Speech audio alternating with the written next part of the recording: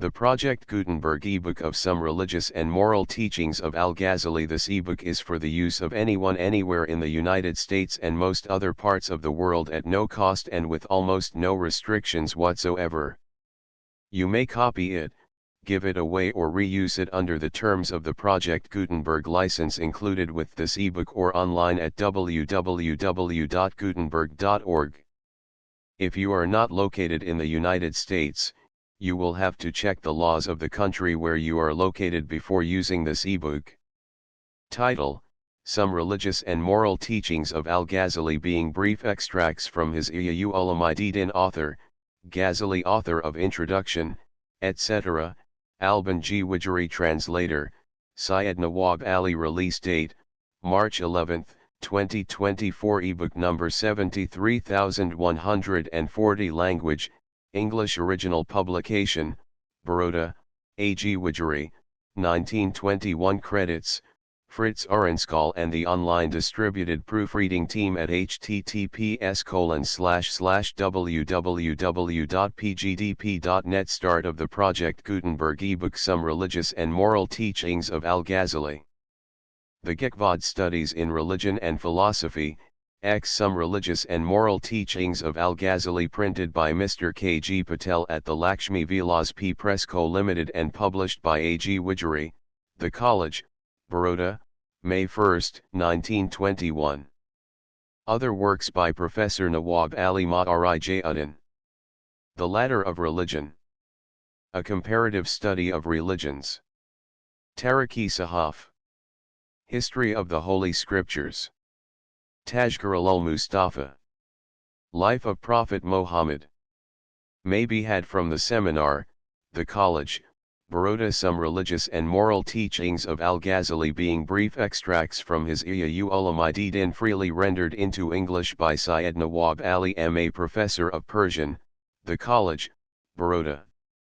With an introduction by Al-Ghazzali M.A. Professor of the Comparative Study of Religions, The College, Baroda.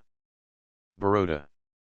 Preface. The perusal of the constructive treatises of the foremost leaders of the different religions should help to promote at least more mutual respect, if not, indeed, actual cooperation, among their devotees than the study of the critical discussions of lesser minds. For this reason the present small volume of extracts from the chief constructive work of Al-Ghazali has been included in the Gekvad Studies in Religion and Philosophy. The purpose of that series is to be constructive rather than critical, and further, it is meant to contain volumes appealing to the general public as well as to the scholar. For a wider and more correct understanding and appreciation of the spirit of Islam, it is to be regretted that there are so few English translations of Muslim works in Arabic and Persian. It is to be hoped that in future more attention will be turned in this direction. In the meantime, the present volume may serve at least to arouse some interest. This work was undertaken at the request of Professor Ghazzali, to whom I am indebted for several suggestions and for going through the whole of the manuscript and the proofs. Nawab Ali. Baroda, 1920. Contents. Preface. Page 5. Introduction. 9. List of Al-Ghazali's works. 30i. The Nature of Man. 41.2. Human Freedom and Responsibility. 53.3. Pride and Vanity. 78.4. Friendship and Sincerity. 95v. The Nature of Love, and Man's Highest Happiness. 116.6. The Unity of God. 138.7. The Love of God and its Signs. 145.8. Riza or Joyous Submission to His Will. 164. Introduction. The comparative study of religions, interesting as a form of intellectual research, has for many a further value in the influence it may exert upon the widening and the deepening of the religious life. The practical value may become more and more acknowledged, if, as signs suggest, the reality of the religious experience is more keenly felt and mankind recognize the place of religious goods in the highest type of life. Though it is certainly premature to say that there is much serious acknowledgement and recognition of these values amongst the peoples of the world, there are reasons to think that tendencies of thought and feeling in this direction are increasing in power. One of the best means of aiding the comparative study of religions and promoting these tendencies is by the publication of important books connected with the religions, representing the views of leading thinkers and saints. If we turn to Islam, we find that some Western writers describe it as in a condition of progressive decay, while others would have us believe that its onward march is a menace. It is well to be able to avoid the obvious purpose which lies behind both contentions. Nevertheless, to the present writer it appears true to say that there is much stagnation in Islam, in which religion is there not, and that its spirit is often lost and its real teachings neglected owing to the general use of Arabic in the recitation of the Quran by persons entirely ignorant of that language, and also to the prevalent mechanical conception of the character of the Quran as a form of divine revelation. We believe that the comparative study of religions will help to turn the attention of Muslims away from these to the emphasizing of the essential spirit of Islam. This should be central and normative in the rising movements of reform and rejuvenescence. In this connection, as bringing out this spirit, it is especially appropriate, both for the students of the religions and for those directly interested in the spiritual revival in Islam, to publish in an easily accessible form some of the religious and moral teachings of Ghazali. A Western scholar has written of him that he is the greatest, certainly the most sympathetic figure in the history of Islam, the only teacher of the after generations ever put by Muslims on a level with the four great Imams. And he goes on to remark further, in the renaissance of Islam which is now arising to view, his time will come and the new life will proceed from a renewed study of his works. 2. But Diodorus says of him, as a despairing sceptic he springs suicidally into the all-God, i.e. all-pervading deity of the pantheists, to kill all scientific reflection. 3. To justify such a judgment would indeed be impossible if the whole course of Ghazali's works is taken into consideration. The greatest eulogy is perhaps that of Tholic, all that is good, worthy, and sublime, which his great soul had compassed, he bestowed upon Muhammadanism, and he adorned the doctrines of the Quran with so much piety and learning that in the form given them by him they seem, in my opinion, worthy of the assent of Christians. Whatsoever was most excellent in the philosophy of Aristotle or in the Sufi mysticism, he discreetly adapted to the Mohammedan theology. From every school he sought the means of shedding light and honor upon religion, while his sincere piety and lofty conscientiousness imparted to all his writings a sacred majesty. 4. One feature of Ghazali's attitude has considerable significance in looking to an increased study of his works as a factor towards the revivification of Islam, his tolerance. Although regarding Al-Hallaj's expressions, for example, I am the truth, i.e. God, as incautious, he helped to defend him and to save him from execution on a charge of blasphemy. He wrote a treatise on tolerance, the criterion of the difference between Islam and heresy. In this teaching of tolerance he felt himself to be pointing back to the policy of the earliest Muslim times and to the greatest authorities of early Islam.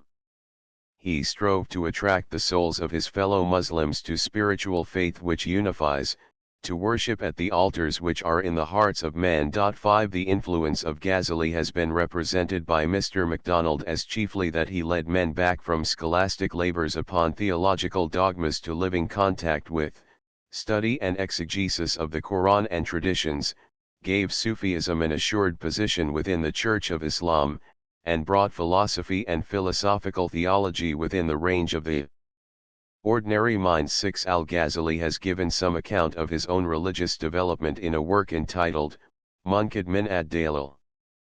This account is significant, but as the Baron Kara de Vaux remarks, his eventual explicit adoption of a Sufi mysticism was not merely a consequence of the failure of his other attempts to find a solution to life's profoundest problems but a result of his early influences.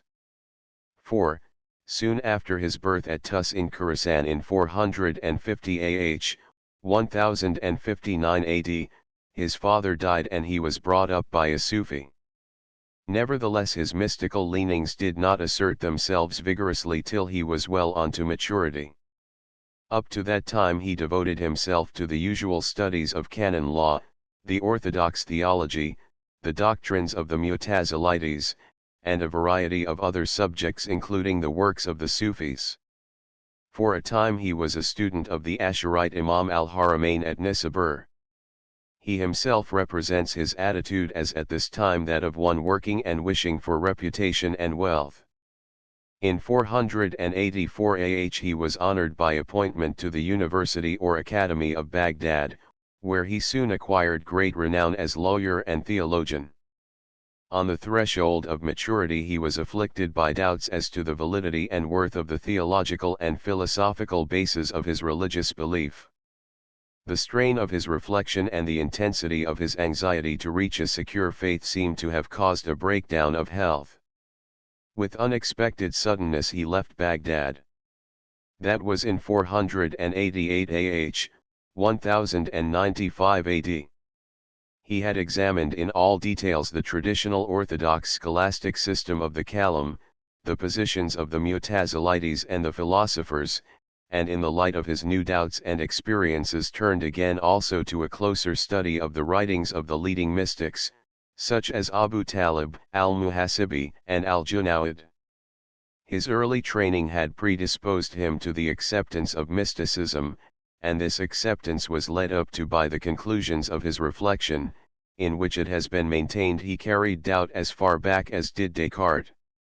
Thus he himself writes, "A thirst to comprehend the essential natures of all things was, indeed, my idiosyncrasy and distinctive characteristic from the beginning of my career and prime of my life, a natural gift and temperament bestowed on me by God, and implanted by him in my nature by no choice or device of my own, till at length the bond of blind conformity was loosed from me, and the beliefs which I had inherited, were broken away when I was little more than a boy." 7 Kara de Vox 8 thus graphically describes the process in Al-Ghazali's mind, as he himself suggests it to us. Religious beliefs, he reflected, are transmitted by the authority of parents, but authority is not proof. To arrive at certitude it was necessary for him to reconstruct all his knowledge from the very foundation. With a vivid feeling of this necessity, he aspired to certitude, defining it in a purely psychological fashion as a state in which the mind is so bound up with and so satisfied with a piece of knowledge that nothing might henceforth deprive him of it.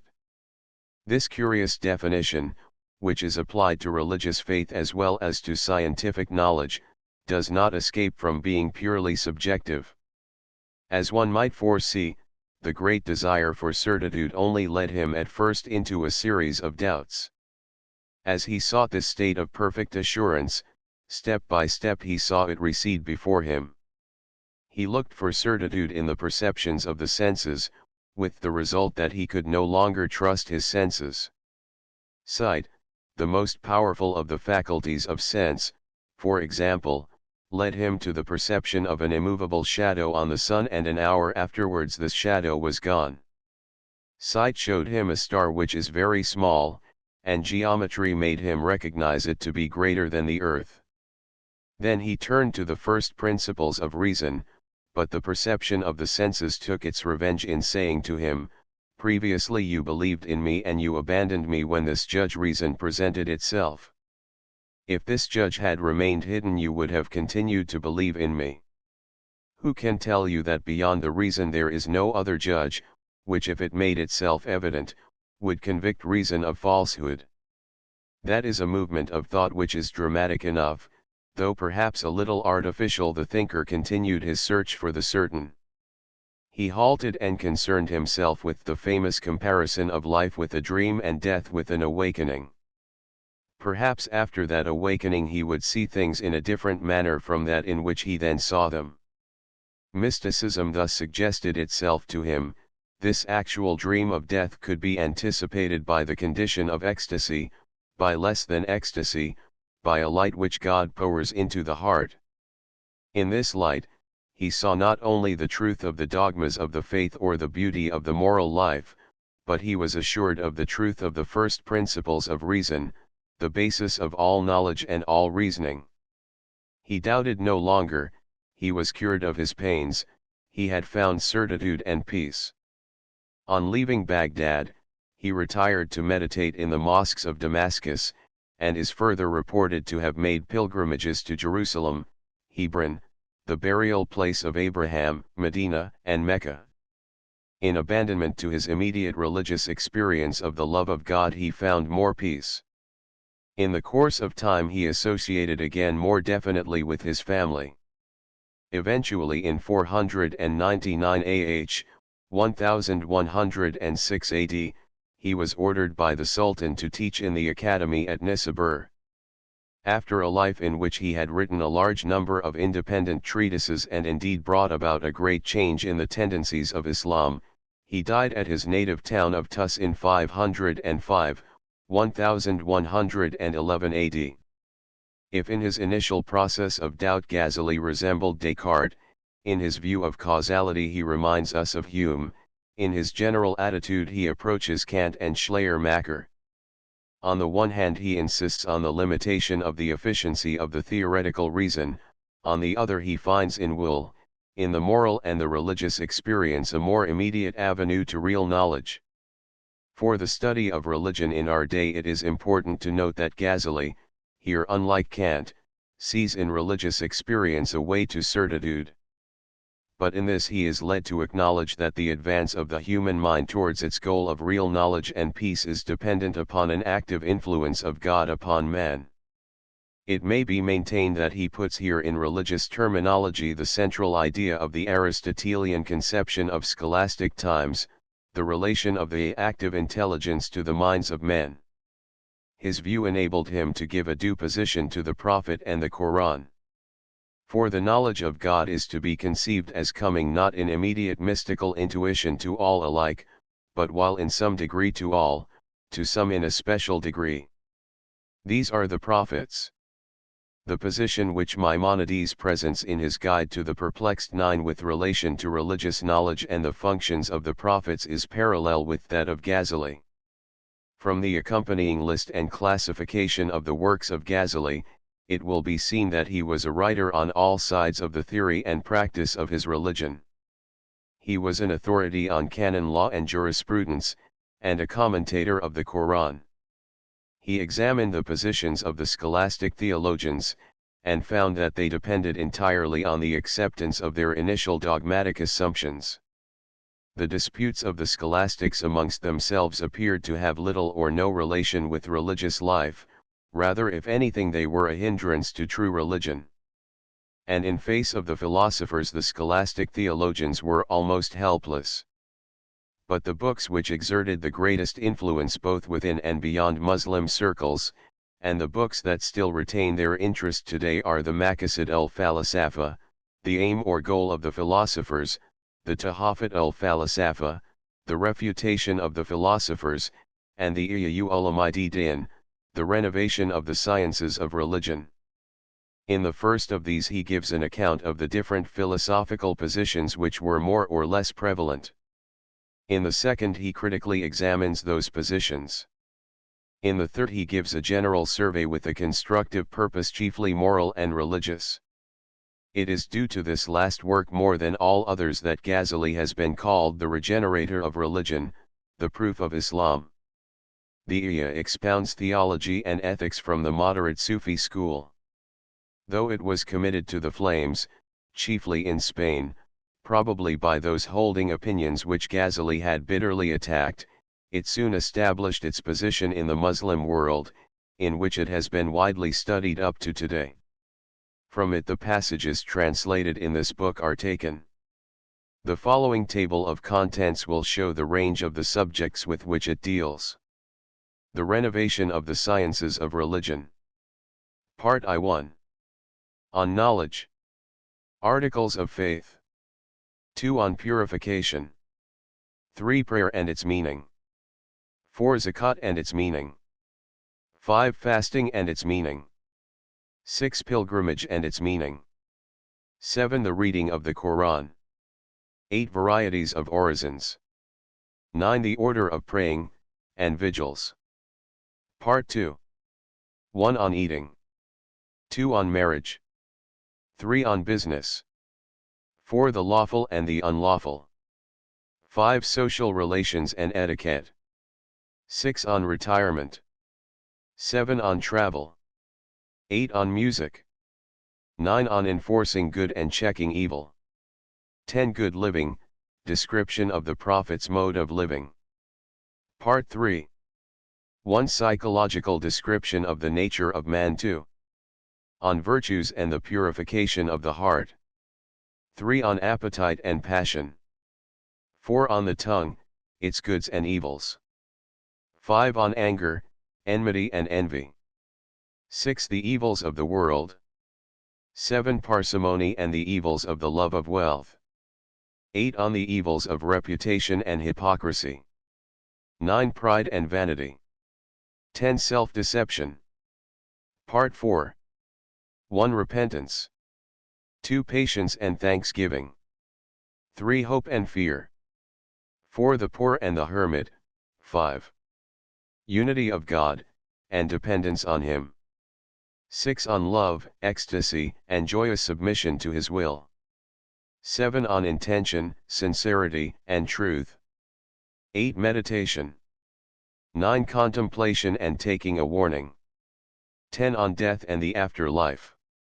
Against the philosophers he argued for the belief in the reality of the divine attributes and against the view of the eternity of the world.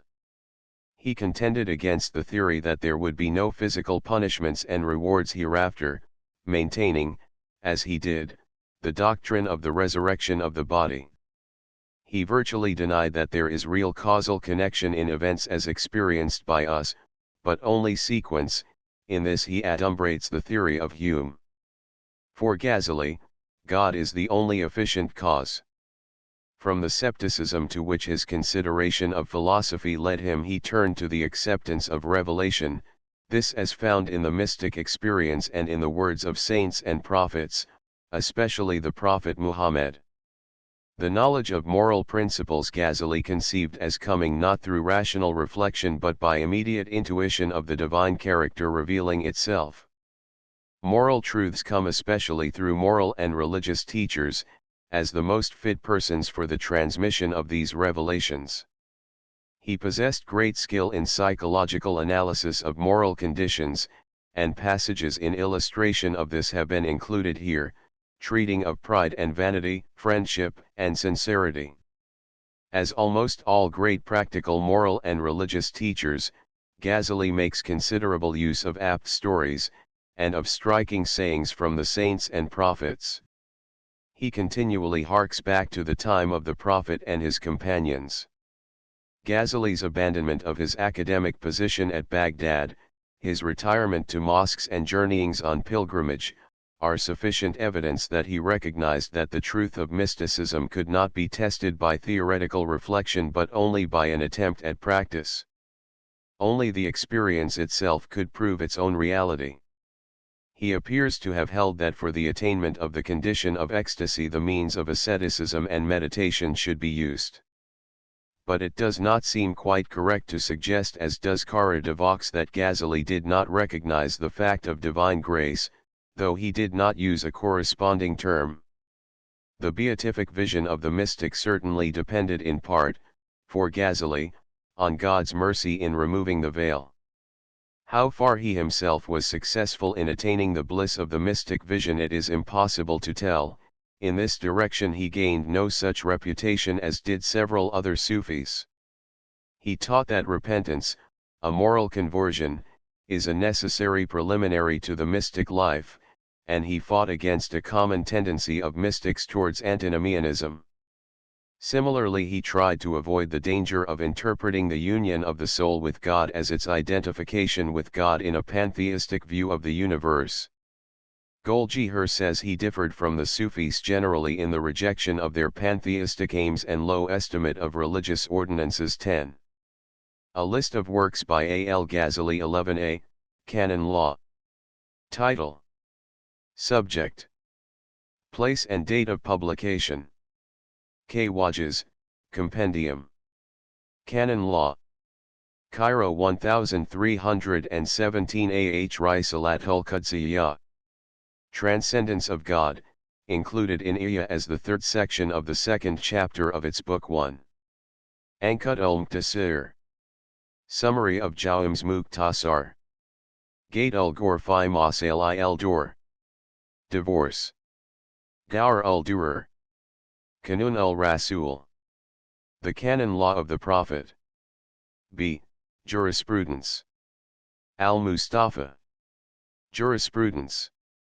Bulak 1322 al-Manhul wal Muntahal. Doctrines falsely attributed to others and falsely claimed by some. Jurisprudence. Wajiz fil Furu. Jurisprudence. Egypt 1305 Kholasat al-Fiqh, quintessence of jurisprudence. Jurisprudence. Al-Dur al-Manzum fi Sir al-Mudam Wasid. An exposition of Shafat jurisprudence. C. Logic. Mizan ul-Amal. Logic. Cairo 1328 Mihakal Nazar fil Mantiq. Whetstone of reflection. Logic. Cairo Ma'ayar ul-Ilm. Logic. Al-Marif ul-Aqliya wal Alahaya al-Mutakid. Discourses on logic. Ma'yar ul-Ilm Fanal Mantiq. The weighing scale of the science. On logic.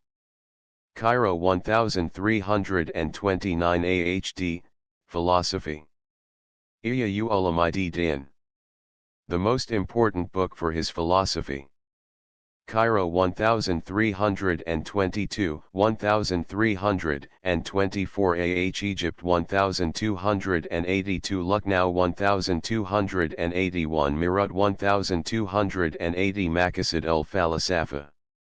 The aims of the philosophers. Cairo 1326 Maznun Bihi Al-Gharia Li'i.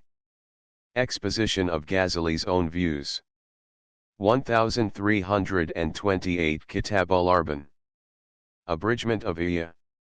1328 Risalat al-Luduniyya. Knowledge, Ilm and Wahi. 1328 Al-Kashfa wa Tabi'in fi Gurari al-Kalkai Ajmain.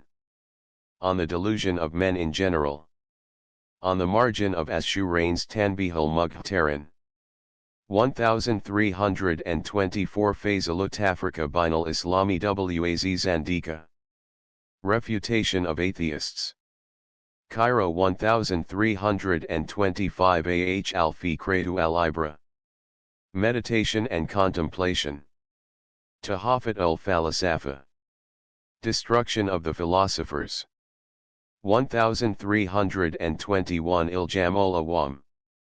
Abbreviation of the Iya. Al-Imla Yuan Ishkalatai Aliyah. Statements on disputed passages of Iya. In the margin of 1334 edition of Iya. Mustajari. A guide for novices. Al-Hikmatu fi Makhlukai Ilahi. Wisdom of God. Cairo 1326 Hakikat al-Ruh. On Soul. E. Ethics. Badaya al-Hidayat. Ethics. Cairo 1317, 1326 Kimi Ya Isadat. Ethics. Tibr al-Masbuk. An ethical mirror for princes.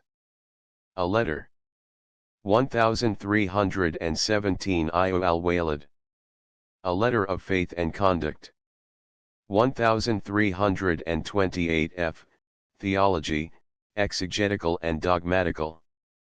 Al-Dur al-Fakira. On eschatology. 1322 Yaqut al-Ta'al fi Tafsir al-Tanzil. A commentary on the Quran in 40 volumes not found. K. Iqtisad fil Itiqad. Exposition of Faith. Cairo Fadhi ul-Abahiyya. The exposure of the doctrines of the freethinkers al-Qistas ul-Mustaqim. No imam is necessary except the Prophet himself. Al-Qual al-Jamil fil Radi al-Man Gayar al-Injil. Criticism of those who have changed the text of the Bible. Hakakat al-Qualain. An exposition of truth of two sayings. Tadlis Ibli. The intrigue of the devil. Jawahir ul-Quran. A collection of the best verses of the Quran. 1329 Risalat al-Wada wal Itikad. A brief letter on preaching and belief. Risalat Hulakad. Doctrines of Islam and the duties of rulers. Cairo 1325 al-Maqasid al-Khilaf fi Fan al-Kalam. Different theories of Kalam. G. Sufasim. Al-Adab fid Din. Fitting behavior in religion. 1328 Al-Qawaid al-Ashra. A very brief summary of general advice of religious matters. 1328 Maqasid al-Hasana Sharh Isma'illahi al-Husna. An exposition of divine names.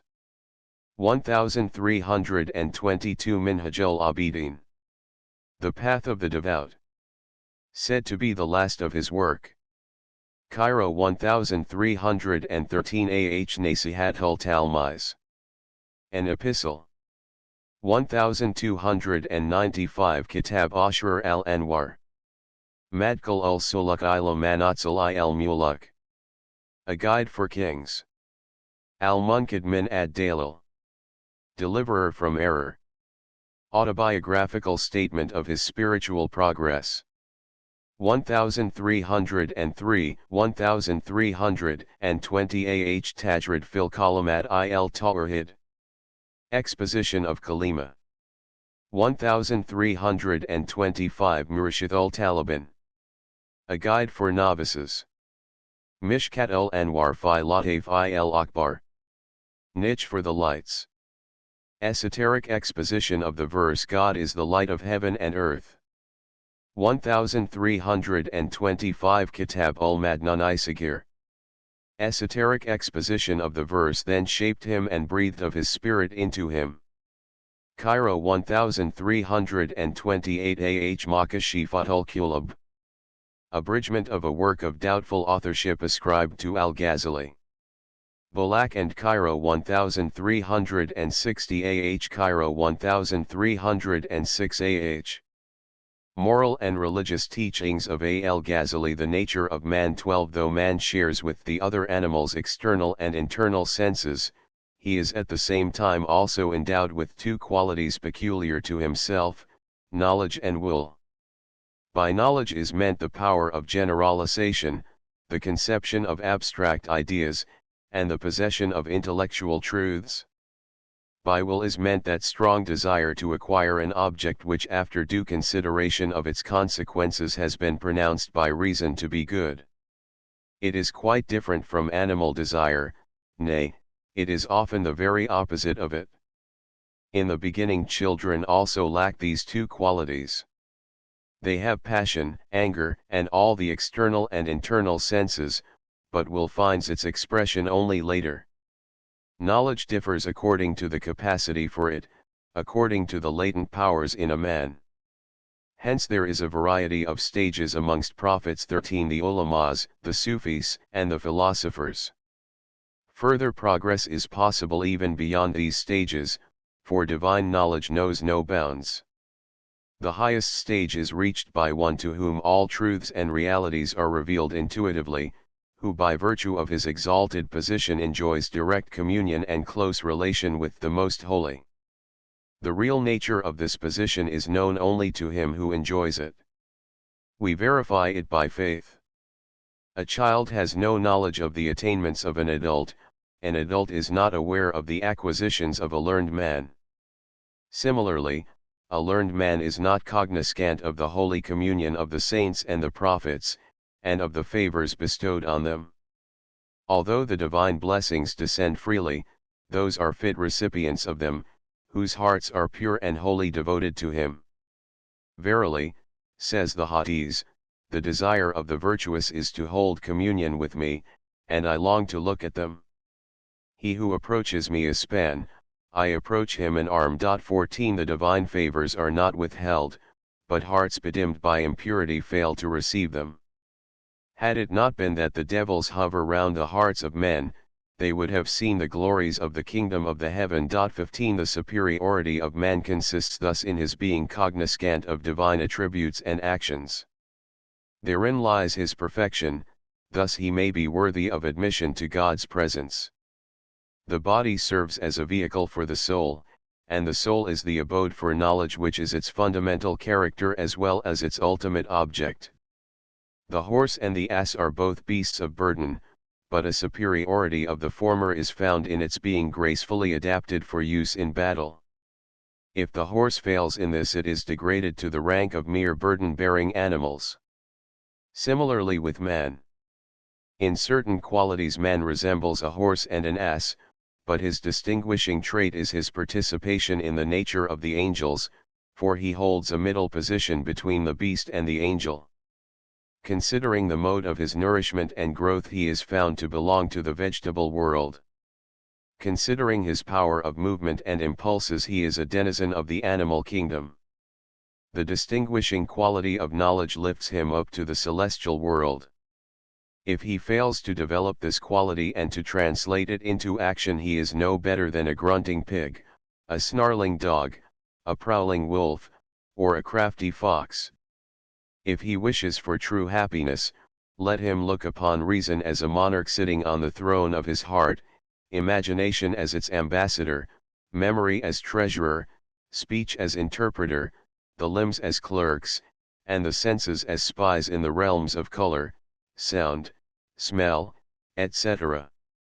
If all these properly discharge the duties allotted to them, if every faculty does that for which it was created, and such service is the real meaning of thanksgiving to God, the ultimate object of his sojourn in this transitory world is realized. Man's nature is made up of 4 elements, which produce in him 4 attributes, namely, the beastly, the brutal, the satanic, and the divine. In man there is something of the pig, the dog, the devil, and the saint.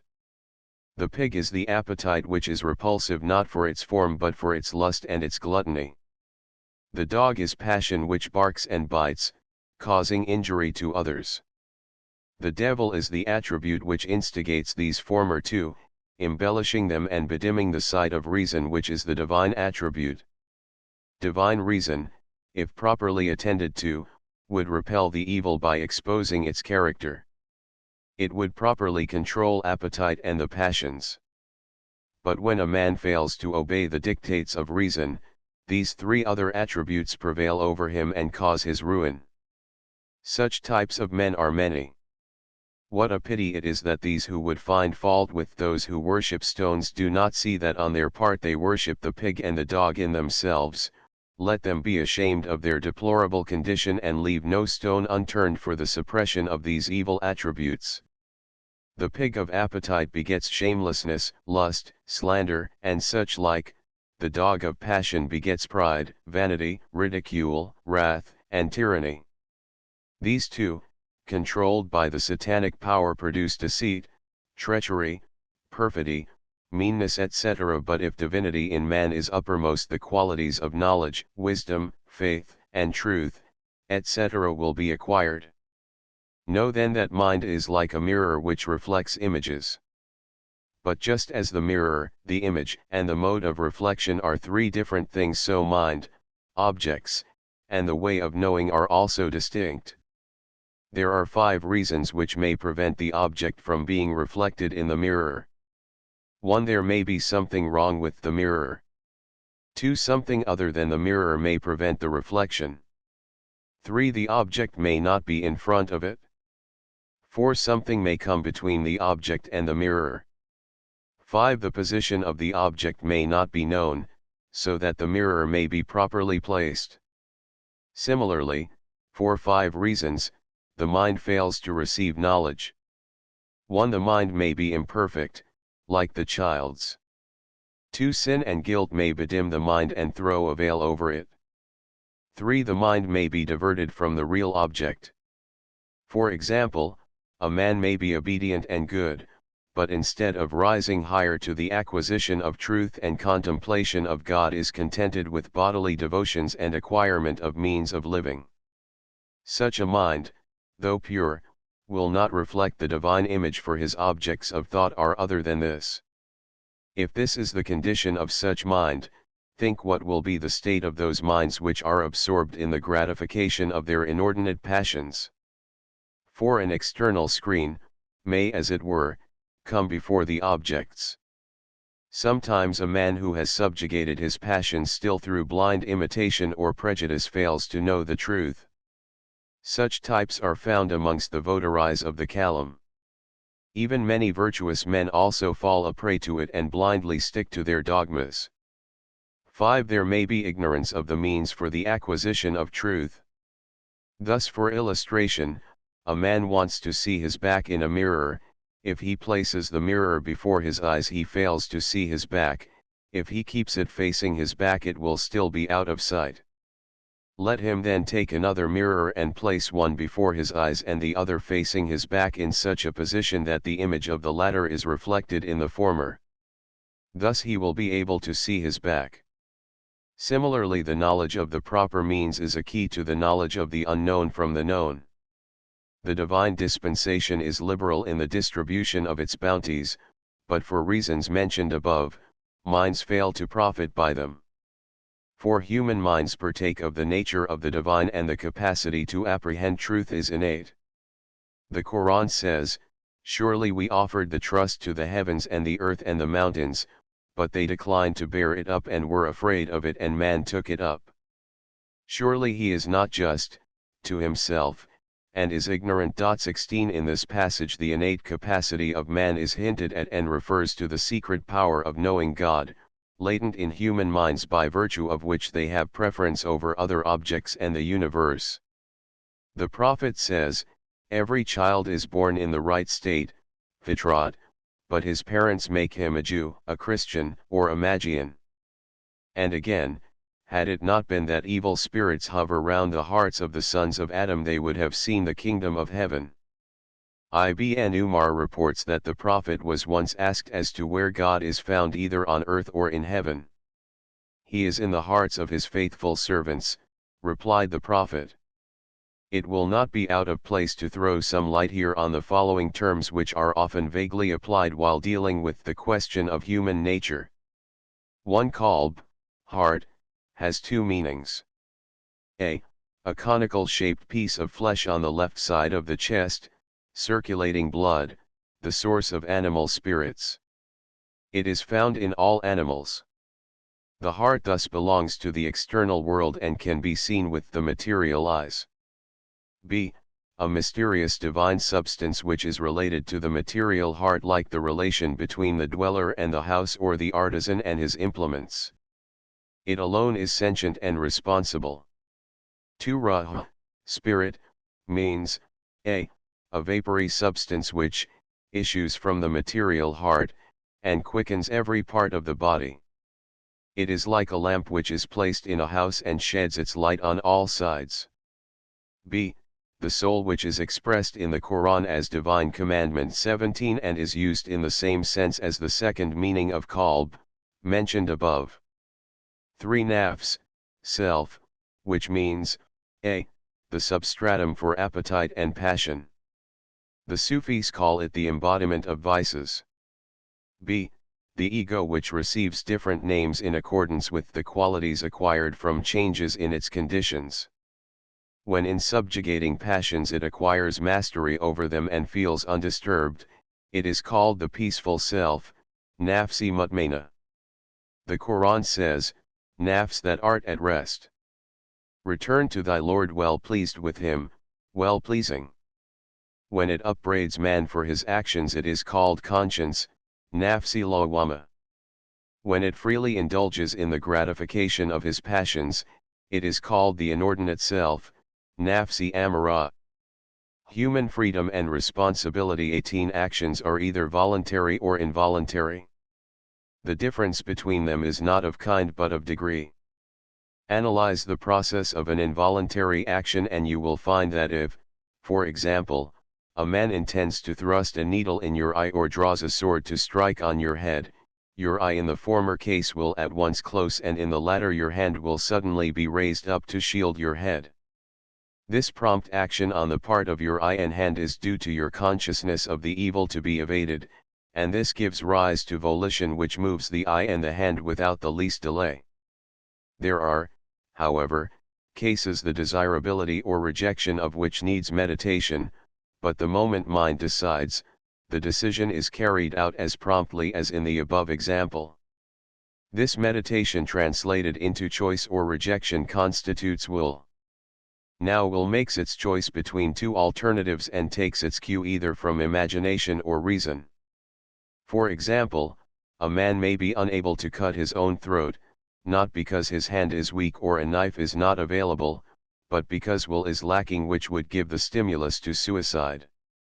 For man loves his own life. But suppose he gets tired of his life, owing to having harrowing pains and unbearable mental sufferings. He has now to choose between two alternatives which are both undesirable. A struggle commences and he hangs between life and death. If he thinks that death, which will put an end to his sufferings quickly, is preferable to life with its lingering intolerable pains, he will choose death although he loves his life. This choice gives rise to will, the command to which, communicated through proper channels, would then be faithfully executed by his hand in the manner of suicide. Thus, though the process from the commencement of mental struggle for the choice between two alternatives down to the stimulus to physical action is uniformly determinate, there is at any rate a sort of freedom traceable in the will. Man holds the balance between determinism and freedom. The uniform succession of events is on the lines of determination, but his choice, which is an essential element of will, is his own. Our ulamas have therefore coined a separate phrase, kasib, acquisition, distinguishing it from jabr, necessity, and ikhtiyar, freedom. They say that fire burns of necessity, jabr, but man may acquire fire through the appropriate methods, while in Almighty God is the ultimate cause of fire, ikhtiyar. But it must be noted that when we use the word ikhtiyar for God, we must exclude the notion of choice, which is an essential element of will in man. Let it be here recognized once for all as a general principle that all the words of man's vocabulary when used for God's attributes are similarly metaphorical. 19. The question may be asked, if God is the ultimate cause, why should there be a causal connection in the orderly succession of events? The answer to this lies in the correct understanding of the nature of causation. Nothing causes anything. Antecedents have consequence. 20. God alone is the efficient cause, but the ignorant have misunderstood and misapplied the word power. As to the orderly succession of events, let it be understood that the two events are conjoined like the relation between the condition and the conditioned. Now certain conditions are very apparent and can be known easily by people of little understanding, but there are conditions which are understood only by those who see through the light of intuition, hence the common error of miscalculating the uniformity of events. There is a divine purpose linking the antecedents to the consequence and manifesting itself in the existing orderly succession of events, without the least break or irregularity. Verily, says the Quran, we did not create the heavens and the earth and what is between them in sport. We did not create them both but with truth, but most of them do not know. 21 Surely, there is a set purpose pervading the universe. The uniform succession of events is not at random. There is no such thing as chance. Here again it may be asked, if God is the efficient cause, how will you account for actions attributed to man in the scriptures? Are we to believe that there are two causes for one effect? My answer to this will be that the word cause is vaguely understood. It can be used in two different senses. Just as we say that the death of A was caused by 1. B the executioner, and 2. C the king's order. Both these statements are correct. Similarly, God is the cause of actions as he has creative power and efficiency. At the same time man is the cause of actions as he is the source of the manifestation of uniform succession of events. In the former case we have a real causal connection, while in the latter a relation of the antecedent to the consequent after the manner of the connection between the condition and the conditioned. There are passages in the Quran where the word cause is used in different senses. The angel of death who is given charge of you shall cause you to die, then to your Lord you shall be brought back. 22 Allah takes the souls at the time of their death. 23 Have you considered what you sow? 24 We pour down the water, pouring it down in abundance. Then we cleave the earth, cleaving it asunder. Then we cause to grow therein the grain. 25 Fight them, Allah will chastise them by your hands and bring them to disgrace. 26 So you did not slay them, but it was Allah who slew them, and thou didst not smite when thou didst smite, but it was Allah who smote, that he might confer upon the believers a good gift from himself. 27 These passages show that the word, cause, signifies creative power, and must be applied to God alone. But as man's power is the image of God's power, the word was applied to him figuratively. Yet, just as the death of a culprit is caused by the actual killing by the hand of the executioner and not the king's order, so the word cause actually applied to man is contrary to fact. God alone is the real efficient cause, and the word must be applied to him in its root sense of power. It may be asked then, why man should be rewarded for his good actions and punished for his misdeeds. Let us consider first the nature of reward and punishment. Experience tells us that things have natural properties and that physical laws operate in a uniform manner. Take, for example, the science of medicine. Certain drugs are found to possess certain qualities. If a man swallows poison of his own accord, he has no right to ask why poison kills him. Its natural property has simply operated in his system and caused his death. Similarly, actions make an impression on mind. Good and bad actions are invariably followed by pleasure and pain respectively. A good action is its own reward of pleasure and a bad one of pain. The former works like an elixir, the latter like poison. The properties of actions have been discovered, like discoveries in medicine, but by the physicians of the heart, the saints, and the prophets. If you will not listen to them, you must suffer the consequence. Now hear a parable. A certain king sent a horse, a robe of honor, and traveling expenses to one of his suzerains in a distant land. Although the king had no need of his services, the royal gift was a favor shown to his suzerain, so that he might come to the king's court and be happy in his presence. If the suzerain understands the king's intention from the nature of the gift and utilizes it properly with a grateful heart, he will wait on the king and live happily, but if he misuses the gift or takes no heed of it, he will prove an ungrateful wretch. It is thus that the boundless mercy of the omnipotent and omniscient God bestowed on us the gift of life, providing us with bodily organs, mental and moral faculties, so that we uplift ourselves by utilizing them properly, and be worthy of being admitted into His holy presence. If we misuse them or pay no regard to them, surely we shall be, kafirs, literally ungrateful, for His blessings bestowed on us for our good, and thus be doomed. Verily, says the Quran, we created man in the best make. Then we render him the lowest of the low. Except those who believe and do good, so they shall have a reward never to be cut off. 28.29 The allegory of the pen. A certain devotee who was on the way to illumination saw a piece of paper with lines written on it. Why, said the devotee, hast thou blackened thy bright face? It is not fair to take me to task, replied the paper, I have done nothing. Ask the ink why she has sallied forth from the inkstand where she was quite at ease, and forcibly blackened my face. You are right, said the devotee. Then he turned to the ink and inquired of her. Why do you ask me? She said, I was sitting still in the inkstand and had no mind to come out, but this truculent pen rushed at me, drew me out and scattered me over the page. There you see me lying helpless, go to the pen and ask him. The devotee turned to the pen and interrogated him about his high-handedness. Why do you trouble me? Answered the pen, look, what am I, an insignificant reed. I was growing by the banks of silvery streams amidst shady green trees, when lo, a hand stretched at me. It held a knife, which uprooted me, flayed me, and separated my joints, hewed me, cleaved my head, then chopped it off. I was sent headlong towards the ink, and have to serve abjectly. Do not add insult to my injuries, go to the hand and ask him.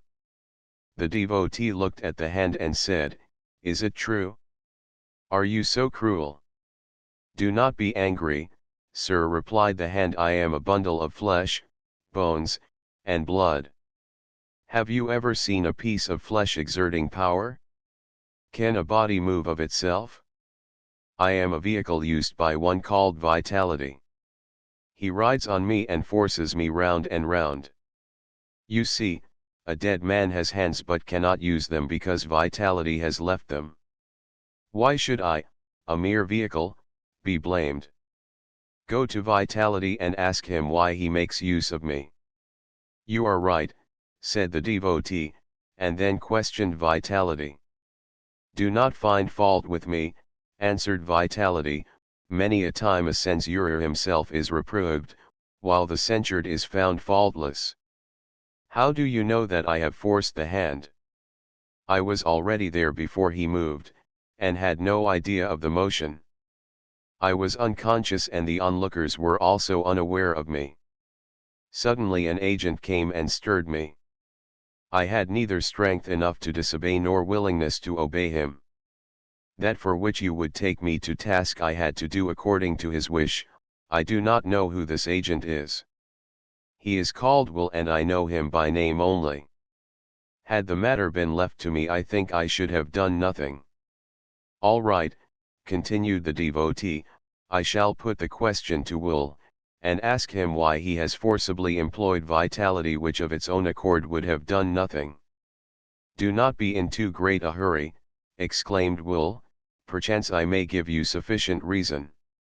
His Majesty, the mind, sent an ambassador, named Knowledge, who delivered his message to me through reason, saying, Rise up, stir vitality. I was forced to do so, because I have to obey knowledge and reason, but I know not why. As long as I receive no order I am happy, but the moment an order is delivered I dare not disobey. Whether my monarch be a just ruler or a tyrant, I must obey him. On my oath, as long as the king hesitates or ponders over the matter I stand quiet, ready to serve, but the moment his order is passed my sense of obedience which is innate forces me to stir up vitality. So, you should not blame me.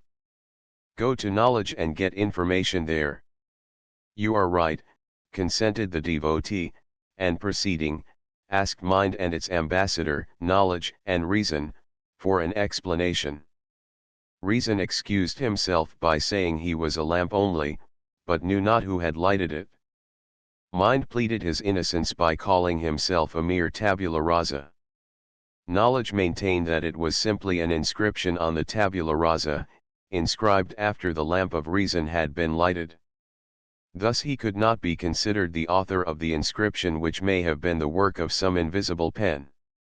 The devotee was puzzled by the reply, but collecting himself, he spoke thus to knowledge, I am wandering in the path of my inquiry.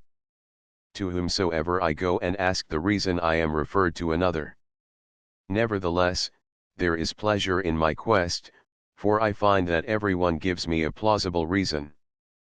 But pardon me, sir, if I say that your reply, knowledge, fails to satisfy me. You say that you are a mere inscription recorded by a pen. I have seen pen, ink, and tablet. They are of reed, a black mixture, and of wood and iron, respectively. and I have seen lamps lighted with fire. But here I do not see any of these things, and yet you talk of the tablet, the lamp, the pen, and the inscription. Surely you are not trifling with me? Certainly not, returned Knowledge, I spoke in right earnest. But I see your difficulty. Your means are scanty, your horse is jaded, and your journey is long and dangerous. Give up this enterprise, as I fear you cannot succeed. If, however, you are prepared to run the risk, then listen.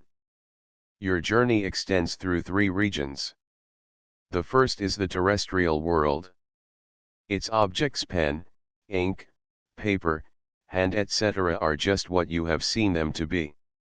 The second is the celestial world, which will begin when you have left me behind. There you will come across dense forests, deep wide rivers and high impassable mountains, and I know not how you would be able to proceed. Between these 2 worlds there is a third intermediary region called the phenomenal world. You have crossed 3 stages of it: vitality, will, and knowledge. To use a simile, a man who is walking is treading the terrestrial world. If he is sailing in a boat, he enters the phenomenal world. If he leaves the boat and swims and walks on the waters, he is admitted in the celestial world. If you do not know how to swim, go back. 4. The watery region of the celestial world begins now when you can see that pen inscribing on the tablet of the heart. If you are not of whom it was said, O ye of little faith, wherefore didst thou doubt? 30. Prepare thyself. 4. By faith you shall not simply walk on the sea but fly in the air. The wondering devotee stood speechless for a while, then turning to Knowledge, began, I am in a difficulty. The dangers of the path which you have described unnerve my heart, and I know not whether I have sufficient strength to face them and to succeed in the end. There is a test for your strength, replied Knowledge. Open your eyes and fix your gaze on me. If you see the pen which writes on the heart, you will, in my opinion, be able to proceed further on.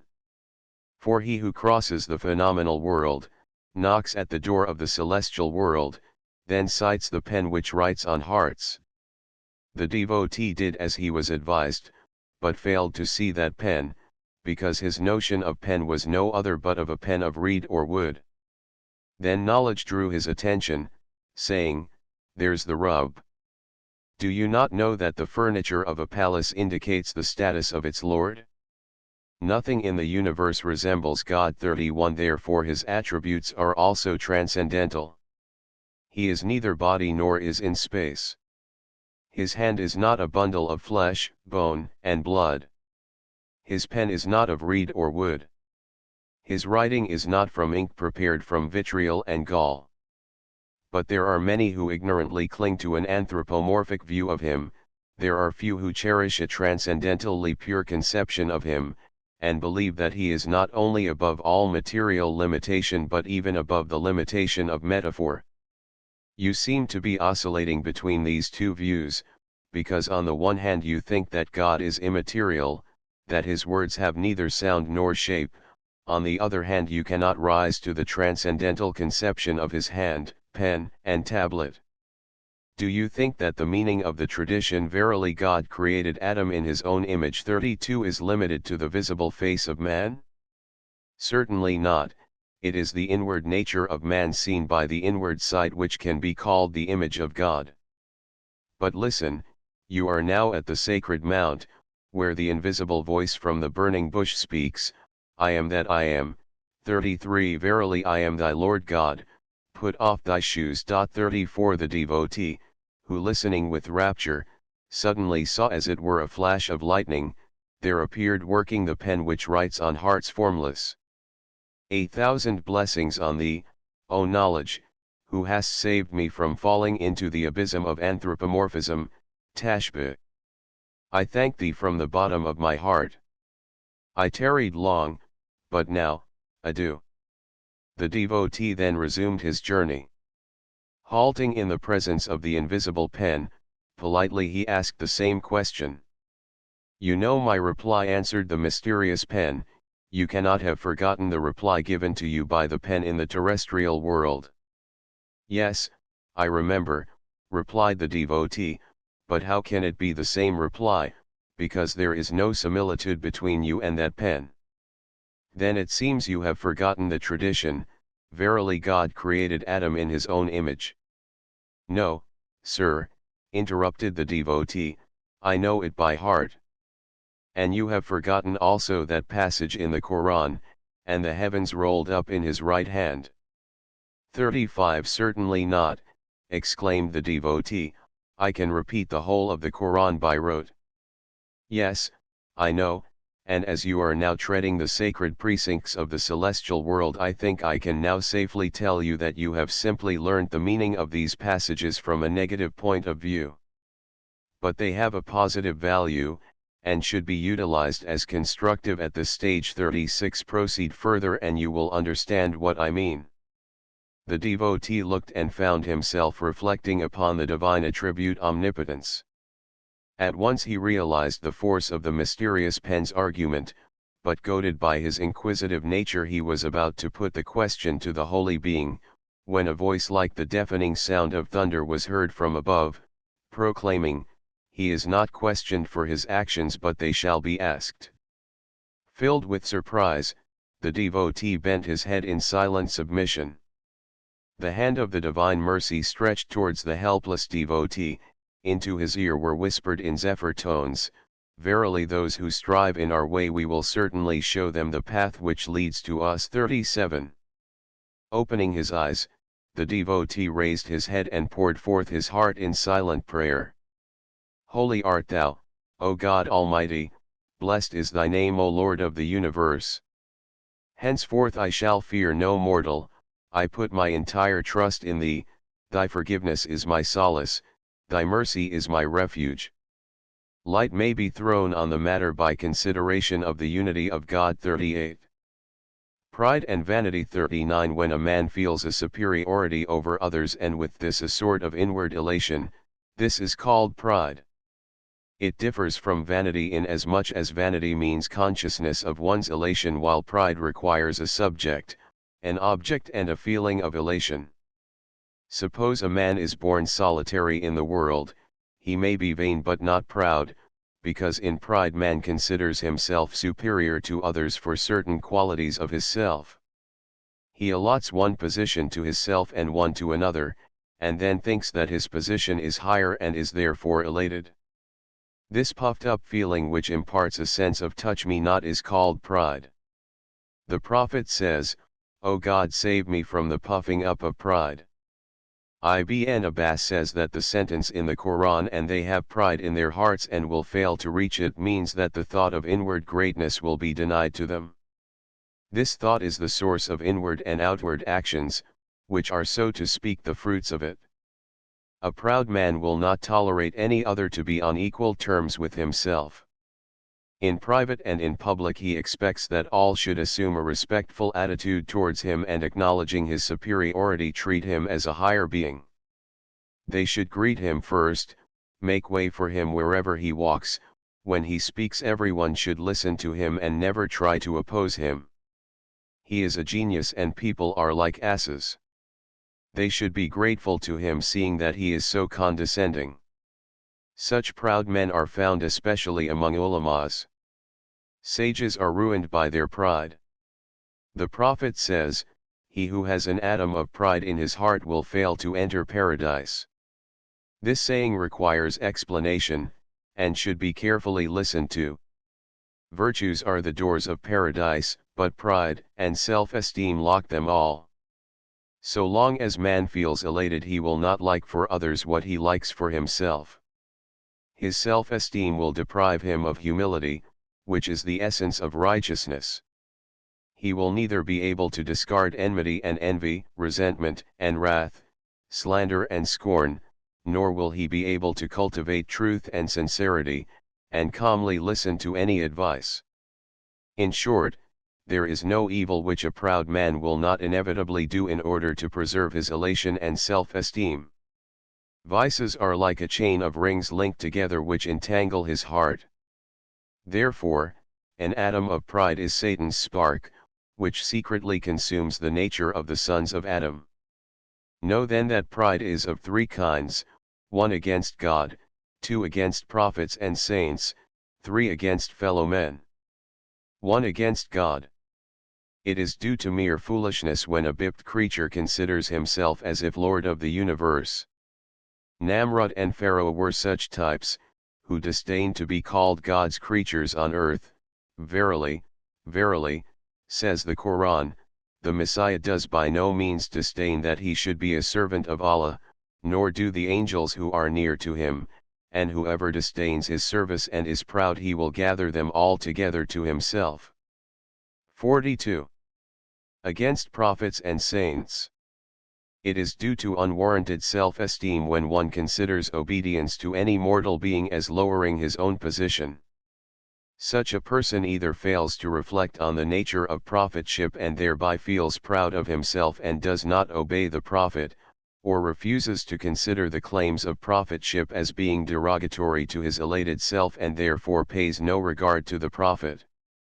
The Quran quotes the words of such persons and they say, "What is the matter with this apostle that he eats food and goes about in the markets? Why has not an angel been sent down to him so that he should have been a warner with him? Or, why is not a treasure sent down to him, or he is made to have a garden from which he should eat?" And those who do not fear our meeting, say, "Why have not angels been sent down to us, or, why, do we not see our Lord?" Now certainly they are too proud of themselves and have revolted in great revolt. 41. Our Prophet Muhammad was an orphan and had scanty means of livelihood, so the Qurayshite chief Walid bin Mughira and Abu Masud Sakfi used to speak contemptuously of him. 42. And when people believed in him and accepted Islam, the proud Qurayshites used to say, "Muhammad is surrounded by poor men, let him send them off and then we of the aristocracy of Mecca will listen to him." But God spoke to Muhammad, "And withhold thyself with those who call on their Lord morning and evening, desiring his good will, and let not their eyes pass from them, desiring the beauties of this world's life, and do not follow him, whose heart we have made unmindful to our resemblance, and he follows his low desires, and his case is one in which due bounds are exceeded." 43.3. Against fellow men. A proud man considers himself a superior being and would like to see everybody humbled before him. He is therefore quarreling with God, trying to share with him his attribute omnipotence. God is spoken of in the Hadith, as saying, "Omnipotence is my mantle, he who quarrels with me for it, him will I crush." Surely men are all his servants and no servant has a right to treat his fellow servants as their master. But a proud man in the intoxication of his elation takes himself as God on earth. He is too haughty to listen to truth from the lips of any of his fellow men. Ibn Masud says, "It is enough for sin if a person, who is advised to fear God, answers his advisor, 'Look to thine own self.'" The consciousness of superiority which begets pride is due to certain attributes or accomplishments which can be summed up as a spiritual, divided into 1. Knowledge, 2. Devotion, b. Worldly, of 5 kinds, 3. Pedigree, 4. Beauty, 5. Strength, 6. Wealth, 7. Kith and kin. There are thus 7 causes in all, and these need some description. Knowledge is power. Consciousness of power easily elates a man, who considers himself superior to others and treats them in a supercilious manner. If he accepts the greetings or the invitation of his fellow men or receives them in audience, he thinks they should be thankful to him for his condescension. People should obey and serve him, for by virtue of his knowledge he thinks he has a right over them. Such a proud alim is sorry for the sins of others but unmindful of his own condition. While he freely distributes heaven and hell among his fellow men, he claims salvation and heaven for himself. The question is whether he is really justified in holding the title of alim. For an alim is one who, knowing himself knows God, who fears the Lord most, who holds himself more responsible for his actions, for he knows good and evil and feels the awful presence of a mighty and just being who looks to righteousness alone. Let us consider why men of knowledge become proud. There are two main causes which should be noted.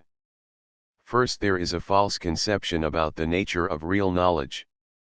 Devoted to certain sciences and arts such as mathematics, physics, literature, and dialectics, they think that proficiency in them makes a man perfect.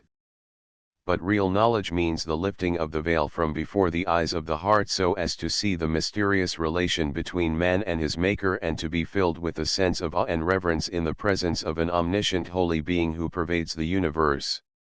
This attitude of mind, this enlightenment is real knowledge. It produces humility and repels pride. Secondly, there is an indifference to moral training during student life. Wicked habits thus produce bitter fruits of pride. Wabb has well illustrated this point, when he says, "Knowledge is like rain falling from above, so pure and sweet, but the plants when they absorb it, embitter or sweeten it, according to their tastes." Man in acquiring knowledge acquires power, which gives strength to the hidden qualities of his heart. If he was prone towards pride and paid no attention to the subjugation of it, he would prove more proud when he acquires knowledge. There will be men, says the prophet, who will have the Quran on their lips, but it will not go down their throats. They will claim knowledge of it, calling themselves learned Qari. They will be from among you my companions, but woe to them, for they will see the consequence of it in hell. 44 Warned by their prophet, his companions lived a life of humility, and their example taught its lesson to their successors. A person came to Caliph Omar after morning prayers and said, "I should like to give public sermons."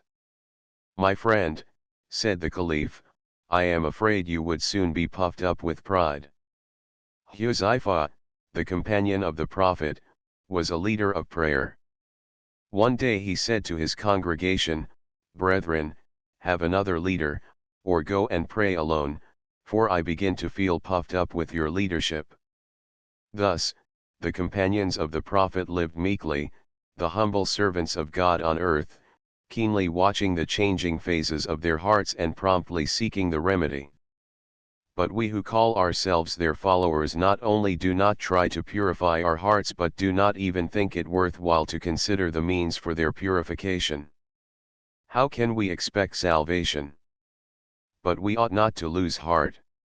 The Apostle of Mercy for the Worlds, Rahmat-ul-Lil Alamin, has said, "Soon a time will come when if any person will do even 1/10 of what you are doing now, he will have his salvation." 45 Devotion and religious service elicit admiration and praise for the devotee, who finding himself respected by the people is elated. This elation quietly develops into pride, and then the devotee considers himself a superior being and favored of God. He despises his fellow men and calls them sinners, who will be doomed forever. But he does know that he himself will be doomed for despising his fellow men and thinking too much of himself. The Prophet says, when you hear any person saying, "Woe to the people, they are doomed," know that he himself will be doomed first. It is recorded that a certain sinner among the Jews passed by a well-known Pharisee. Struck with the appearance of the Pharisee's piety and devotion, the poor sinner sat down by him, believing in the saving grace of his holy touch. But the proud Pharisee disdainfully spoke out, "Touch me not, thou filthy sinner, and leave my presence." Whereupon God sent his word to the prophet of that age, "Go and tell that sinner, thou art forgiven." As for that Pharisee, his devotion is cast aside and he is doomed. 3 people are usually proud of their lineage, and look down on men of low birth. They refuse to treat them on equal terms, and boastfully speak of their ancestors in the presence of men, who are treated by them in a haughty manner. This evil lurks even in the hearts of good and virtuous men, although their manners and actions throw a veil over it.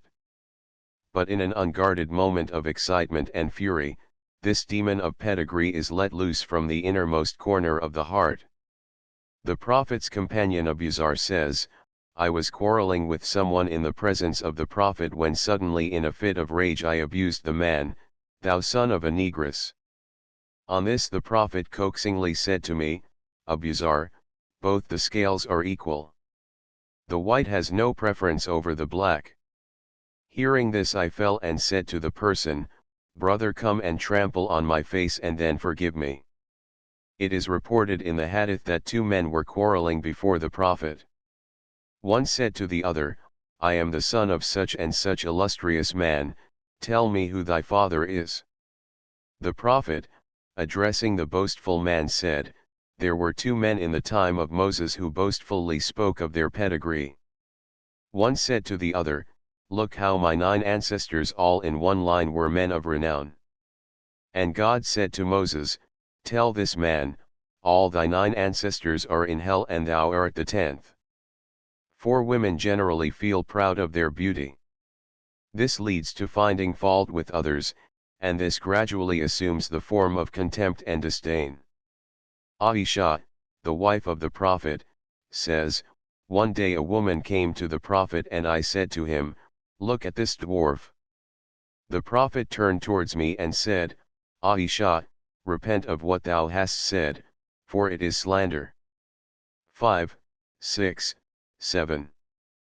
People feel a sort of elation at the sight of their possessions. A merchant is elated with his stores, a landowner with his fields and groves, and a nobleman with his retinue and riches. In short, every person feels proud of his worldly possessions and looks down on those who are lacking in them. He believes in riches and worships mammon. 46. He has no idea of what is meant by, blessed are the poor in spirit, for theirs is the kingdom of heaven. 47. We may quote a parable from the Quran. And set forth to them a parable of 2 men. For one of them we made 2 gardens of grapevines, and we surrounded them both with palms, and in the midst of them we made cornfields. Both these gardens yielded their fruits and failed nothing. We caused a river to gush forth in their midst. The man possessed much wealth, and he said to his companion while he disputed with him, I have greater wealth than you and am mightier in followers. While he entered his garden he was unjust to himself. He said, I do not think that this will ever perish.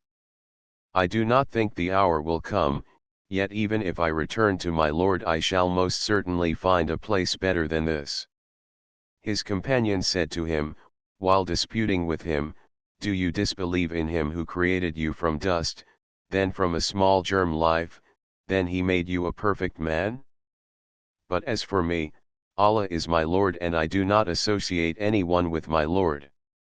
When you entered your garden, why did you not say, it is as Allah has pleased? There is no power save Allah. If you consider me to be inferior to you in wealth and children, perhaps my Lord will give me something better than your garden, and send on it a reckoning from heaven, so that it shall become even ground with no living plant. Or the waters may sink into the ground so that you are unable to find them. His wealth was indeed destroyed, and he began to wring his hands for what he had spent on it. While it lay there, for it had fallen down from the roofs, he said, Ah me! Would that I had not associated anyone with my Lord. He had none to help him besides Allah, nor could he defend himself. In Allah alone is protection, the True One. In the bestowal of reward and in requital he is best. Set forth to them also the parable of the life in this world. It is like the water which we send down from the clouds, on account of which the herbs become luxuriant. Then these become dry, break into pieces, and the winds scatter them. Allah holds power over all things. Wealth and children are an adornment of the life of this world. The good works, the ever-abiding, are with your Lord better in reward than in expectation. 48 How fleeting are our worldly gains, and how foolish are we in feeling proud of them. Let us then, live as meek and humble servants of God on earth. Friendship and sincerity. 49 Friendship is one of God's favors, says the Quran. And hold fast by the covenant of Allah altogether and be not disunited, and remember the favor of Allah on you when you were enemies, then He united your hearts so by His favor you became brethren. 50. The Prophet says, those amongst you are my close companions who have good dispositions, are affectionate and tenderly love each other. And again, God when He shows His kindness towards any person gives him a good friend. 51 Verily God will say on the day of resurrection, where are those who loved each other for my sake? Today they shall rest under my shelter when there is no other shelter. 52 7 kinds of men will, on the day of judgment, rest under His shelter when there will be no other shelter. 1. A just Imam. 2. An adult who is devoted to God. 3. A man who after coming out from the mosque finds his heart attached to it till he enters again. 4. 2 friends who lived and died in their friendship for God's sake. 5. He who for fear of the Lord wept in secret. 6. He whom a beautiful woman of good birth allures but he replies, I have fear of my Lord. 7. He who gives alms in a manner that his left hand does not know what is given by his right hand. 53 Friendship, then, is God's favor and should be cultivated for His sake. But if we shun the company of our fellow men, let it also be for God's sake. The strongest rope of faith, says the Prophet, is love and hate both for God's sake. Christ says, love God by avoiding the wicked, seek His nearness by shunning their company and please Him by courting their displeasure. With whom should we keep company, O Word of God? Asked the people.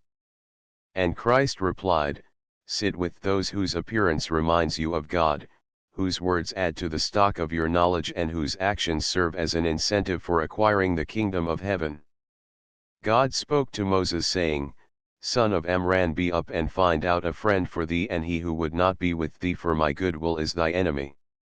Choose a friend who has 5 qualities, viz., wisdom, good disposition, abstinence from sin, heresy, and greed. A fool's company gives no good, it ends in gloom. Good disposition is necessary inasmuch as a man may be wise but be subservient to his inordinate passion and hence unfit for company. And a sinner and a heretic are to be avoided for the simple reason that they who have no fear of the Lord and are regardless of committing forbidden actions are not to be relied on. Besides, contagion will secretly spread, and he too will think of sin lightly and gradually lose power of resisting it. And a greedy worldling is to be avoided because his company will deaden the heart in the quest of the kingdom of heaven. Alcama on his deathbed gave a fine description of a friend. My son, said he, if you wish to keep company, try to find out such a friend who, when you live with him, defends you, adds to your prestige, bears the load of your hardships, helps you in your doings, counts your virtues, dissuades you from vices, readily responds to your requests, inquires himself for your needs when you keep quiet, shows his deep sympathy in your sufferings, bears witness to your sayings, gives good advice when you intend to do some work, and prefers you to his own self when difference arises between you and him. This piece of advice gives the qualities of a friend in a nutshell. When Caliph Mamun the Abbasid heard of it, he said, where should we find such a friend? And Yahya replied, Alcama's description means that we should live in retirement. Imam Jafar as-Sadiq, the veracious, gives a negative description of a friend. Do not keep company with 5 sorts of men, viz., a false man who deceives you like a mirage, a fool who cannot benefit you, even if he tries to do so he would do harm through his foolishness, a miser who when you need his help the most, severs himself from you, a coward who will leave you when you are in danger, a wicked sinner who will sell you for a piece of bread. Saul of Taster says, avoid the company of 3 kinds of men: 1. Tyrants who forget God, 2. Ulamas who practice dissimulation, 3. Sufis who are ignorant. It must be remembered here that the above passages serve as an ideal, but for purposes we should look to the present practical conditions and try to get as much good as may be had from them. For man's life seems dreary when he has no friends. And men are like trees. Some are fruit-bearing and shady, some are shady only, and some are mere thorns and thistles. Similarly, some friends are a blessing both here and hereafter, some are for worldly gain, for the world is a shadow, and some are of no good in this world and the next, as if they are scorpions in human form. And they were not enjoined anything except that they should serve Allah, being sincere to Him in obedience, upright, and keep up prayer and pay the poor rate, zakat, and that is the right religion. 54 Then serve God, being sincere in religion unto Him, God's is the sincere religion. Musab says that his father Sa'd was considering himself superior to other poor and destitute companions of the Prophet. God, said the Prophet, has helped my people with my poor and humble followers' prayer and sincerity. 55 Sincere action, says the Prophet, even if it be little, will suffice for thee. 56 The following saying of the Prophet is reported by Abu Hurairah: 3 persons shall be questioned first on the day of resurrection. One will be the learned man, who would be asked as to what he had done with his learning. Day and night, the learned man will reply, I tried my best to propagate it, O Lord. Thou speakest falsely, God will answer, and the angels will also join with him. Thy sole aim was to be called a learned man by the people, and the title was thine. The second will be the rich man, who would be asked about his riches. Day and night, the rich man will reply, I gave it in charity. Thou speaker of untruth, God and his angels will say, Thou wishest to be labeled a generous man, and it was done. The third will be the martyr, who too will be asked about his deed. O Lord, the martyr will reply, Thou didst command us to wage holy war, jihad, I obeyed thee and fell fighting. Thou liest, God and his angels will answer. Thy aim was to be trumpeted as a hero, and it was done. Then, says Abu Hurairah, the Prophet after finishing the sermon pressed me and said, These 3 would be the first to be thrown into the flames of hell. In the narratives of the Israelites, a story is told of a certain devotee who had served God for many years. Once he was informed of the apostasy of a tribe, which, forsaking the true worship of Yahweh, had taken to tree worship. The hermit, filled with the spirit of the jealous God, took an axe and set out to level the tree to the earth. But the devil in the shape of an old man met him on the way and inquired of his intention. The hermit told him of his determination, whereupon Satan addressed him thus, Why on earth are you leaving aside your prayers and vigils and devoting yourself to other work? But this too is a sacred cause, replied hermit. No, nor will I allow you to do so, exclaimed the devil. Whereupon the hermit, in the white heat of his pious rage, caught hold of the devil and forcibly held him down. Spare me, sir, begged the devil, I have something to say to you. The hermit let him go.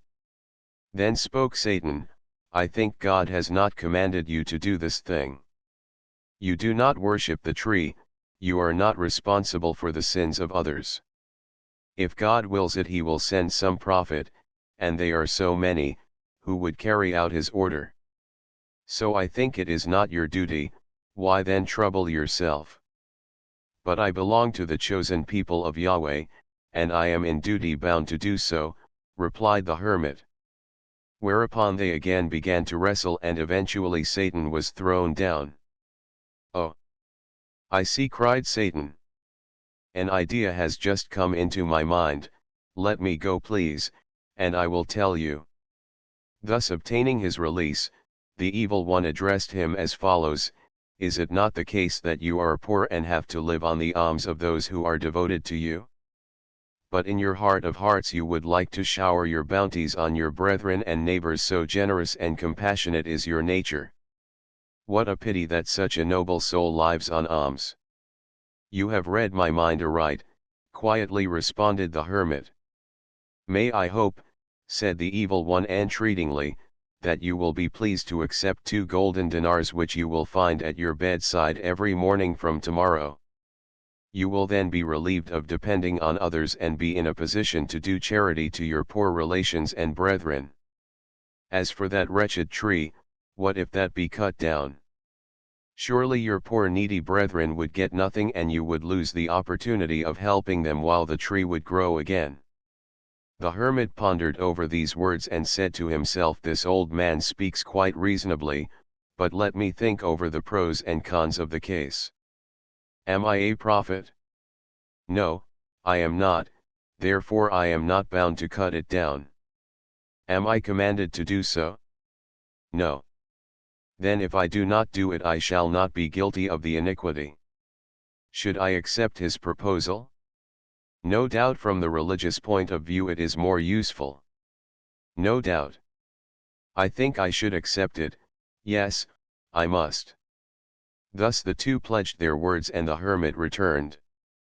Next morning he found the 2 dinars at his bedside and was highly pleased.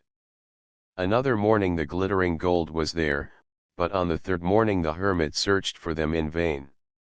His fury knew no bounds. He rushed for his axe, and hurried with it towards the place of idolatry. Satan again met him in the way as before. Thou wretch, thou archdevil, cried out the hermit, wilt thou prevent me from my sacred duty? You cannot do it, you dare not do it, retorted the evil one. Hast thou forgotten the test of my powers? Sharply replied the infuriated hermit and rushed at him.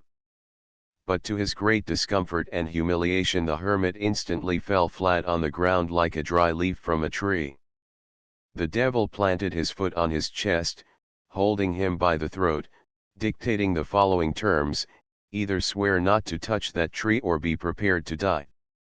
The hermit, finding himself quite helpless, said, I swear, but tell me why I am so discomfitured. Listen, answered Satan. At first thy wrath was for God's sake, and zealous vindication of his commandments. Hence I was defeated, but now thou art furious for thyself, and worldly gain. The story illustrates the saying, I will certainly cause them all to deviate from the way except thy servants from among those who are sincere. A devotee cannot be immune from Satan's temptation except by sincerity, and therefore Saint Marav of Kark used to upbraid himself, saying, if thou wishest salvation, be sincere. Yaqub, the Sufi, says, he who conceals his virtues like vices, is sincere. In a dream a man saw a Sufi who was dead and inquired about the actions of his previous life. All those actions, said the Sufi, which were for God's sake, I was rewarded for, even the least of them. For example, I had thrown aside a pomegranate's peel from the thoroughfare. I found my dead cat but lost my ass worth 100 dinars, and a silken thread on my cap was found on the side of iniquities. Once, I gave something in charity, and was pleased to see people looking at me. This action has neither reward nor punishment for me. How is it that you got your cat and lost your ass? Said the man to the Sufi. Because, responded the latter, when I heard of the death of my ass I said, damn it, I ought to have thought of God's will. Saint Sufyan Saori, when he heard of this dream, said, the Sufi was fortunate as no punishment was meted out to him for that charity which pleased him when people watched him. There is a report that a man, putting on a woman's dress, used to frequent purdah parties in marriage and funeral processions. Once a lady's pearl was lost in a party.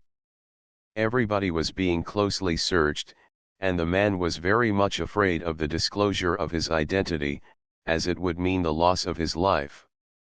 He sincerely repented in his heart, never to do the same thing again, and asked God's forgiveness and help. Then he found that it was now the turn of himself and his companion to be searched. His prayer was heard, the pearl being found in his companion's clothes, and he was saved. 57. A Sufi narrates the following story. I joined a naval squadron which was going on holy war, jihad. One of us was selling his provision bag, and I bought it, thinking it would prove useful in the war, and that when the war was over I might dispose of it with profit. That same night I dreamt that two angels came down from heaven. One of them said to the other, "Make a complete list of the crusaders." The other began to write down, "So and so goes on a trip, so and so for trading, so and so for reputation, so and so for God's sake." Then he looked at me saying, "Put this man down as traitor." But I spoke, "For God's sake do not misrepresent me. I am not going for business. I have no capital, I have simply started for the holy war." "But sir," said the angel, "did you not buy that provision bag yesterday, and were you not thinking of making some profit?" I wept and entreated them not to put me down as a traitor. The angel looked at the other, who said, "Well, write thus, this man set out for the holy war, but on the way bought a provision bag for profiting, now God will judge the man." Saint Sari Sakati says, 2 rakats of prayer offered with sincerity in seclusion are better than copying 70 or 700 traditions with the complete list of authorities. Some say that one moment's sincerity is salvation, but it is very rare. Knowledge is the seed, practice is the crop, and sincerity is the water nourishing it. Some say that God's displeasure is revealed in a person who is given 3 things, and is denied the same number. He gets access into the society of the virtuous, but derives no benefit therefrom. He performs good actions but lacks sincerity. He learns philosophy but fails to understand truth. Says Susi, God looks to sincerity only, and not to the action of his creatures. Says Junaud, there are some servants of God who are wise, who act as wise men, who are sincere when they act, then sincerity leads them to virtue. Mohammed, son of Said Marwaza, says, the whole course of our actions tends towards 2 principles, viz. 1. His treatment meted out to thee, 2. Thy action for him. Then willingly submit to what is meted out to thee and be sincere in all thy dealings. If thou art successful in these 2 things thou shalt be happy in both the worlds. Says Saul, sincerity means that all our actions or intentions, all the states of our minds, whether we are doing anything or at rest, be solely for God. But this is very difficult to acquire as it does not in the least attract the ego itself. Rauam says, sincerity means disregard of recompense for action in both the worlds. In this he wishes to point out that the gratifications of our sensuous desires, whether in this world or the next, are all insignificant and low. He who worships God in order to attain joy in paradise is not sincere. Let him act for God's riza. This stage is reached by siddiqs, sincerely devoted to God, and is sincerity par excellence. He who does good actions for fear of hell or hope of heaven is sincere in as much as he gives up at present his sensual worldly enjoyment, but wishes for the future, the gratification of his appetite and passion in paradise. The longing of true devotees is their beloved's riza. It may be objected here that men's motive is pleasure, that freedom from such pleasures is a purely divine attribute. But this objection is based on misunderstanding. It is true that man desires pleasure, but pleasure has different meanings. The popular view is gratification of sensuous desires in paradise, but it has no idea of the nature of higher pleasures of communion and beatitude or the vision of God, and hence fails to consider them as pleasures. But these are the pleasures, and he who enjoys them will not even look to the popular pleasures of paradise for his highest pleasure. His summum bonum is the love of God. Tugfail says, to do good for men's sake is hypocrisy, not to do is infidelity, sincere is he who is free from both and works for God only. These definitions suggest the ideal of sincerity aimed at by noble souls. Let us now look to the practical side of it for the sake of the average man. Actions make an impression on the heart, and strengthen that quality of it which served as a stimulus for them. For example, hypocrisy deadens the heart and godly motive leads to salvation. Both of them will gather strength in proportion to the actions which proceed from their respective sources. But as they are intrinsically opposed to each other, an action which gets an equal stimulus at one and the same time will be stationary in its effect on the heart. Now take a mixed action which draws the doer nearer to virtue, say, by one span, but removes him away by two spans. The inward result of his progress will be that he would remain where he was, although he would be rewarded or punished according to his motive. A man starts for Hajj but takes with him some articles for trade, he will get his reward of pilgrimage, but if his motive was trade only, he could not be considered a Haji. A crusader who fights for his religion would have his recompense although he acquires booty, for so long as his sole motive is to uphold the cause of religion, the latent desire of booty would not come in the way of his recompense. Granted that he is inferior to those noble souls who are wholly absorbed in him, who see through him, who hear through him, who act through him, Hadis, he still belongs to the good and the virtuous. For if we apply the highest standard to all, religion will be considered a hopeless task, and will ultimately be reduced to pessimism. At the same time we must sound a note of warning for those who are satisfied with the low standard. They are very often deceived. They consider their motive is purely for God's sake, while in reality they aim at some hidden sensuous pleasure. Let a doer, after he has exerted himself and pondered over his motive, be not overconfident of his sincerity. With the fear of its rejection let him hope for its acceptance. This is the creed of the righteous who fears the Lord and hopes from him. The nature of love. 58 Experiences are either agreeable and therefore desired or disagreeable and avoided. Inclination towards a desired object when deeply rooted and strong constitutes love. Knowledge and perception of the beloved is the first requisite for love, which is consequently divided according to the division of the five senses, each of which is inclined towards its desired object. Thus the eye apprehends beautiful forms, the ear harmonious sounds, etc. This kind of experience we share with the animals. There is, however, one more sense, peculiar to man, which delights the soul. The prophet has said, I desire three things from your world: sweet smell, tender sex, and prayer, which is the delight of my eye. Now prayer is neither smelt nor touched, in fact its delight is beyond the scope of the five senses, and yet it has been described as the delight of my eye, which means the inner eye, the soul with her sixth sense. Concepts of this special sense are more beautiful and charming than sensuous objects, nay, they are more perfect and strongly attract the soul. Is it not, then, possible, that one who is not perceived by the five senses may yet be found and felt attractive by that sense and loved by the soul?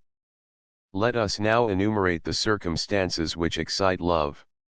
1. Every living being first of all loves his own self, that is to say, the desire for continuity of his existence as opposed to annihilation is innate. This desire is augmented by the desire of the perfection of his self by means of sound body, wealth, children, relations, and friends. For all of these serve as a means to the end of the continuity of his self, and therefore he cherishes love for them. Even unselfish love of his dear son, if probed, smacks of love for the continuity of his self, because his son who is part of his self serves as a living representative of his self's continuity. 2. The second cause is the love for one's benefactor, towards whom the heart is naturally attracted. Even if he be a stranger, a benefactor will always be loved. But it must be remembered that the benefactor is loved not for himself, but for his beneficence, the extent of which will be a dominating factor in determining the degree of love. 3. The third cause is love of beauty. It is generally supposed that beauty consists in red and white complexions, well-proportioned limbs, and so forth, but we can also say beautiful riding, beautiful horse, etc. Hence beauty of an object consists in its possession of all possible befitting perfections. It will vary in proportion to the perfections attained.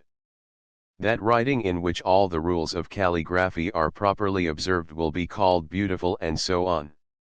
At the same time, there can be no one standard for judging the beauty of different objects. The standard for a horse cannot be the same for, say, writing or man. It must also be remembered that beauty is not connected with sensible objects only, but is also related to concepts. A person is not always loved for his external beauty, but often the beauty of his knowledge or virtues attracts the heart. It is not necessary that the object of such kind of love be perceived by the senses. We love our saints, imams, and prophets, but we have never seen them. Our love for them is so strong that we would willingly lay down our lives for upholding their good name. If we wish to create love for them in young minds, we can produce it by giving graphic accounts of their virtues.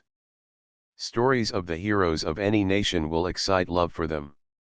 Love looks not with the eyes but with the mind, and therefore is winged Cupid painted blind. For the fourth cause is a sort of secret affinity between two souls, meeting and attracting each other. It is what is called love at first sight. This is what the prophet meant when he said the souls had their rendezvous, those who liked each other, then love here, those who remain strangers then do not join here.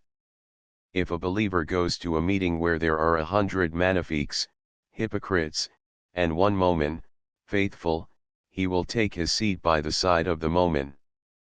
It seems that likes are attracted by their likes.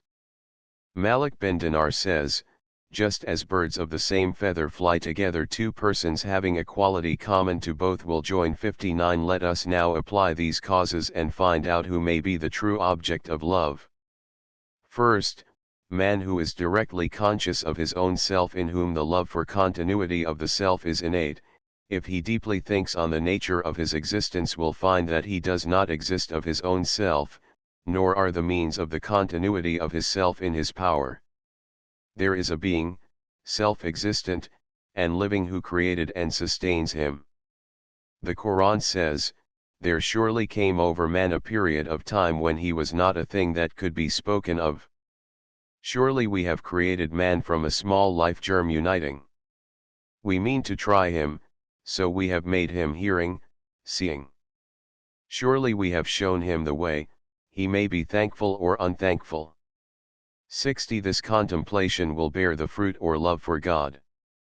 For how could it be otherwise when man loves his own self, which is dependent on him, unless he be given up to the gratification of his passions and thereby forgetting his true self and his sustainer? Secondly, if he thinks over the aim and scope of beneficence, he will find that no creature can show any purely disinterested favor to another, because his motive will be either 1. Praise or self-gratification for his generosity, or 2.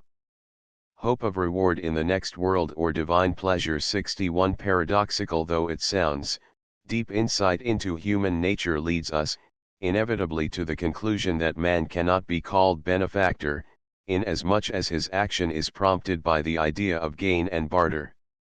A true benefactor is one who in bestowing his favors has not the least idea of any sort of gain.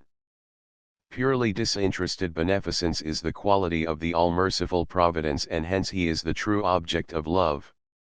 Thirdly, the appreciation of inward beauty, that is to say the contemplation of any attractive quality or qualities of the beloved, causes a stronger and more durable love than the passionate love of the flesh. However, such a beloved will still be found lacking in beauty from the standpoint of perfection, because the three genders are creatures and therefore cannot be called perfect. God alone is perfect beauty, holy, independent, omnipotent, all-majesty, all-beneficent, all-merciful. With all this knowledge of his attributes, we still do not know him as he is. The prophet says, my praise of thee cannot be comprehensive, thou art such as wouldst praise thyself. 62. Are not these attributes sufficient to evoke love for him? But beatitude is denied to the inwardly blind. They do not understand the attitude of the lovers of God towards him. Jesus once passed by some ascetics who were reduced in body. "Why are you thus?" he said to them. And they replied, "Fear of hell and hope of heaven have reduced us to this condition." "What a pity," rejoined Jesus, "your fear and hope is limited to creatures." Then he went onward and saw some more devotees, and put the same question. "We are devoted to God and revere him for his love," they replied with downcast eyes. "Ye are the saints," exclaimed Jesus, "you will have my company." 63 Fourthly, the affinity between two souls meeting and loving each other is a mystery, but more mysterious is the affinity between God and his loving devotee. It cannot and must not be described before the uninitiated. Suffice it to say that the souls possessing the higher qualities of beneficence, sympathy, mercy, etc. have that affinity hinted at in the following saying of the prophet: imitate divine attributes. For man has been created in the image of God, nay, he is, in a way, akin to him, says the Quran. And when the Lord said to the angels, "Surely I am going to create a mortal from dust, so when I have made him complete, and breathed into him of my ruh, soul, fall down making obeisance to him." 64 It is this affinity which is pointed out in the following tradition: God said to Moses, "I was sick and thou didst not visit me." Moses replied, "O God, thou art Lord of heaven and earth, how couldst thou be sick?" God said, "A certain servant of mine was sick, hadst thou visited him, thou wouldst have visited me."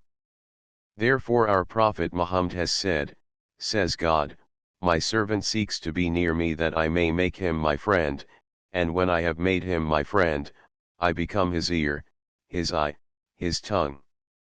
65 It must, however, be remembered that mystical affinity vaguely conceived leads to extremes. Some have fallen into abject anthropomorphism, others have gone so far as to believe in the airy nothings of pantheism. These are all vagaries of the imagination, whether they take the form of Ibn Allah, Son of God, or Ain al-Haq, I am God. 66 They are to a great extent responsible for the evils of superstition and scepticism. These four causes, when properly understood, demonstrate that the true object of our love is God, and therefore it has been enjoined, "Thou shalt love the Lord thy God with all thy heart and with all thy soul and with all thy mind." 67 Man's highest happiness. The constitution of man possesses a number of powers and propensities, each of which has its own distinctive kind of enjoyment suited to it by nature. The appetite of hunger seeks food which preserves our body and the attainment of which is the delight of it, and so with every passion and propensity when their particular objects are attained. Similarly the moral faculty, call it inward sight, light of faith or reason, any name will do provided the object signified by it is rightly understood, delights in the attainment of its desideratum. I shall call it here the faculty of reason, not that wrangling reason of the scholastics and the dialecticians, that distinctive quality which makes him Lord of creation. This faculty delights in the possession of all possible knowledge. Even an expert in chess boastfully delights in the knowledge of the game, however insignificant it may be. And the higher the subject matter of our knowledge, the greater our delight in it. For instance, we would take more pleasure in knowing the secrets of a king than the secrets of a vizier. Now delights are either, a. external, derived from the five senses, or, b. internal, such as love of superiority and power, love of the knowledge, etc., enjoyed by the mind. And the more the mind is noble, the more there will be a desire for the second kind of delights. The simple will delight in dainty dishes, but a great mind, leaving them aside, will endanger his life and his honor and reputation from the jaws of death. Even sensuous delights present an amusing example of preference. An expert in chess, while absorbed in playing, will not come to his meals though hungry and repeatedly summoned, because the pleasure of checkmating his adversary is greater to him than the object of his appetite. Thus we see that inward delights, and they are chiefly love of knowledge and superiority, are preferred by noble minds. If then a man believes in a perfect being, Will not the pleasure of his contemplation be preferred by him, and will it not absorb his whole self? Surely the delights of the righteous are indescribable, for they are even in this life, in a paradise which no eye has seen and no ear has heard. Abu Sulayman Darani 68, the renowned Sufi, says, "There are servants of God whom neither fear of hell nor the hope of heaven can deviate from the divine love. How can the world with its temptations come in their way?" Abu Mahfuz Karka was once asked by his disciples, "Tell us what led you to devotion," but he kept quiet. "Is it the apprehension of death?" said one of them. "It matters little," replied the saint. "Is it due to hell or to paradise?" inquired another. "What of them?" said the saint. "Both belong to a supreme being. If you love him you will not be troubled by them." Saint Rabia 69 was once asked about her faith. "God forbid," answered Rabia, "if I serve him like a bad laborer thinking of his wages only." And then she sang, "Love draws me nigh, I know not why." Thus we see that the hearts of those who ate and drank and breathed like us felt delights of divine love, which was their highest happiness. If we think over man's gradual development, we find that every stage of his life is followed by a new sort of delight. Children love playing and have no idea of the pleasures of courtship and marriage experienced by young men, who in their turn would not care to exchange their enjoyments for wealth and greatness, which are the delights of the middle-aged men who consider all previous delights as insignificant and low. These last-mentioned delights are also looked upon as unsubstantial and transitory by pure and noble souls fully developed. The Quran says, "Know that this world's life is only sport and play and boasting among yourselves, and vying in the multiplication of wealth and children." Say, shall I tell you what is better than these? For the righteous are gardens with their Lord, beneath which rivers flow, to abide in them, and pure mates, and Allah's pleasure, and Allah sees the servants. Those who say, "Our Lord, surely we believe, so forgive us our faults, and keep us from the chastisement of fire," the patient and the truthful and the obedient, and those who spend benevolently, and those who ask forgiveness in mourning times. 70 Let us now point out some drawbacks which hinder the path of the divine love.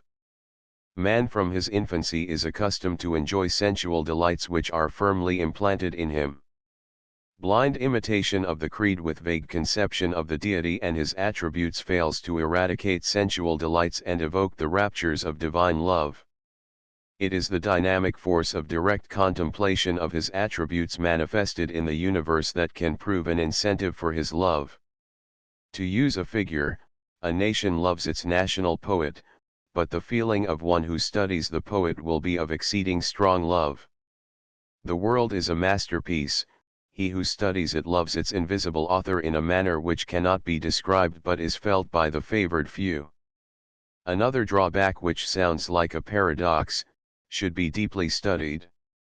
It is as follows: when we find a person writing or doing any other work, the fact that he is living will be most apparent to us, that is to say, his life, knowledge, power and will be more apparent to us than his other internal qualities, e.g. color, size, etc., which being perceived by the eye may be doubted. Similarly, stones, plants, animals, the earth, the sky, the stars, the elements, in fact everything in the universe reveals to us the knowledge, power, and the will of its originator. Nay, the first and the foremost proof is our consciousness, because the knowledge that I exist is immediate. 71 and more apparent than our perceptions. Thus we see that man's actions are but one proof of his life, knowledge, power, and will, but with reference to God the whole phenomenal existence with its law of causation and order and adaptability bears testimony of him and his attributes. Therefore, he is so dazzlingly apparent that the understanding of the people fails to see him, just as the bat peries at night fails to see in daylight, because its imperfect sight cannot bear the light of the sun, so our understanding is blurred by the effulgent light of his manifestations. The fact is that objects are known by their opposites, but the conception of one who exists everywhere and who has no opposite would be most difficult. Besides, objects which differ in their respective significances can also be distinguished, but if they have common significances the same difficulty will be felt. For instance, if the sun would have shone always without setting, we could have formed no idea of light, knowing simply that objects have certain colors. But the setting of the sun revealed to us the nature of light by comparing it with darkness. If then light, which is more perceptible and apparent, would have never been understood had there been no darkness notwithstanding its undeniable visibility, there is no wonder if God, who is most apparent and all-pervading true light, Nur 72, remains hidden, because if he would have disappeared, which means the annihilation of the universe, there would have been an idea of him by comparison, as in the case of the light and darkness. Thus we see that the very mode of his existence and manifestation is a drawback for human understanding. But he whose inward sight is keen and has strong intuition in his balanced state of mind neither sees nor knows any other active power save God omnipotent. Such a person neither sees the sky as the sky nor the earth as the earth, in fact sees nothing in the universe except in the light of its being work of an all-pervading true one. To use a figure, if a man looks at a poem or a writing, not as a collection of black lines scribbled on white sheets of paper but as a work of a poet or an author, he ought not to be considered as looking to anything other than the author. The universe is a unique masterpiece, a perfect song. He who reads it looks at the divine author and loves him. The true Mawahid is one who sees nothing but God. He is not even aware of his self except as servant of God. Such a person will be called absorbed in him, he is effaced, the self is annihilated. These are facts known to him who sees intuitively, but weak minds do not know them. Even ulamas fail to express them adequately or consider the publicity of them as unsafe and unnecessary for the masses. The unity of God 73. There are 4 stages in the belief in the unity of God. The first is to utter the words, "There is no God but God," without experiencing any impression in the heart. This is the creed of the hypocrites. The second is to utter the above words and to believe that their meaning is also true. This is the dogma of ordinary Muslims. The third is to perceive by the inward light of the heart the truth of the above kalima. Through the multiplicity of causes the mind arrives at the conception of the unity of the final cause. This is the stage of the initiates. The fourth is to gaze at the vision of an all-comprehensive, all-absorbing one, losing sight even of the duality of one's own self. This is the highest stage of the true devotee. It is described by the Sufis as fanafat-tawhid, i.e. the effacement of one's individuality in contemplating the unity of God. 74 To use a simile, these 4 stages may be compared with a walnut, which is composed of an external hard rind, an internal skin, the kernel, and oil. The hard rind, which is bitter in taste, has no value except that it serves as a covering for some time. When the kernel is extracted, the shell is thrown away. Similarly, the hypocrite who, uttering the kalima, is associated with the Muslims and safely enjoys their privileges, but at death is cut off from the faithful and falls headlong into perdition. The internal skin is more useful than the external inasmuch as it preserves the kernel and may be used, but is in no way equal to the kernel itself. Similarly, the dogmatic belief of the ordinary Muslim is better than the lip service of the hypocrite, but lacks that broad clear insight which is described as he whose heart Allah has opened to Islam walks in his light. The kernel is undoubtedly the desired object, but it contains some substance which is removed when oil is being pressed out. Similarly, the conception of an efficient final cause is the aim and object of the devotees, but is inferior to the vision of the all-pervading Holy One, because the conception of causality involves duality. But the objection may be urged, how can we ignore the diversities and multiplicities of the universe? Man has hands and feet, bones and blood, heart, and soul all distinct, yet he is one individual. When we are thinking of a dear old friend and suddenly he stands before us, we do not think of any multiplicity of his bodily organs, but are delighted to see him. The simile, though not quite appropriate, is suggestive, especially for beginners. When they reach that stage they will themselves see its truth. Words fail to express the beatitude of that highest stage. It can be enjoyed, but not described. 75. Let us consider the nature of the third stage. Man finds that God alone is the prime cause of everything. The world, its objects, life, death, happiness, misery, all have their source in his omnipotence. None is associated with him in this. When man comes to recognize this, he has no fear of anything, but puts his trust in God alone. But Satan tempts him by misrepresenting the agencies of the inorganic and organic worlds as potent factors independent in the shaping of his destiny. Think first of the inorganic world. Man thinks that crops depend on rain descending from clouds, and that clouds gather together owing to normal climatic conditions. Similarly, his sailing on the sea depends on favorable winds. Without doubt, these are immediate causes, but they are not independent. Man who in the hour of need calls for God's mysterious help, forgets him and turns to external causes as soon as he finds himself safe and sound. So, when they ride in ships, they call upon Allah, being sincerely obedient to him, but when he brings them safe to land, they associate others with him. Thus they become ungrateful for what we have given them, so they might enjoy, but they shall soon know. 76. If a culprit, whose death sentence is revoked by the king, looks to the pen as his deliverer, will it not be sheer ignorance and ingratitude? Surely, the sun, the moon, the stars, the clouds, in fact, the whole universe is like a pen in the hand of an omnipotent dictator. When this kind of belief takes hold of the mind, Satan is disappointed in covertly tempting man, and uses subtle means, insinuating thus, "Do you not see that the king has full power either to kill or favor you, and though the pen, in the above simile, is not your deliverer, the writer certainly is." As this sort of reflection led to the vexed question of free will, we have dealt with it already at some length. At the outset, let us point out that just as an ant, owing to its limited sight, will see the point of the pen blackening a blank sheet of paper and not the fingers and hand of the writer, so the person whose mental sight is not keen will attribute the actions to the immediate doer only. But there are minds, which, with the searchlight of intuition, expose the lurking danger of wrongly attributing power to any except the all-powerful omniscient being. To them every atom in the universe speaks out the truth of this revelation. They find tongues in trees, books in the running brooks, sermons in stones.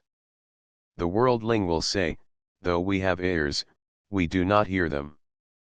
But asses also having ears do not hear. Verily there are such ears which hear words that have no sound, that are neither Arabic nor any other language, known to man. These words are drops in the boundless unfathomable ocean of divine knowledge. If the sea were ink for the words of my Lord, the sea would surely be consumed before the words of my Lord are exhausted. 77.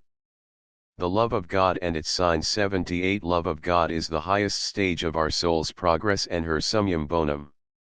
Repentance, patience, piety, and other virtues are all preliminary steps.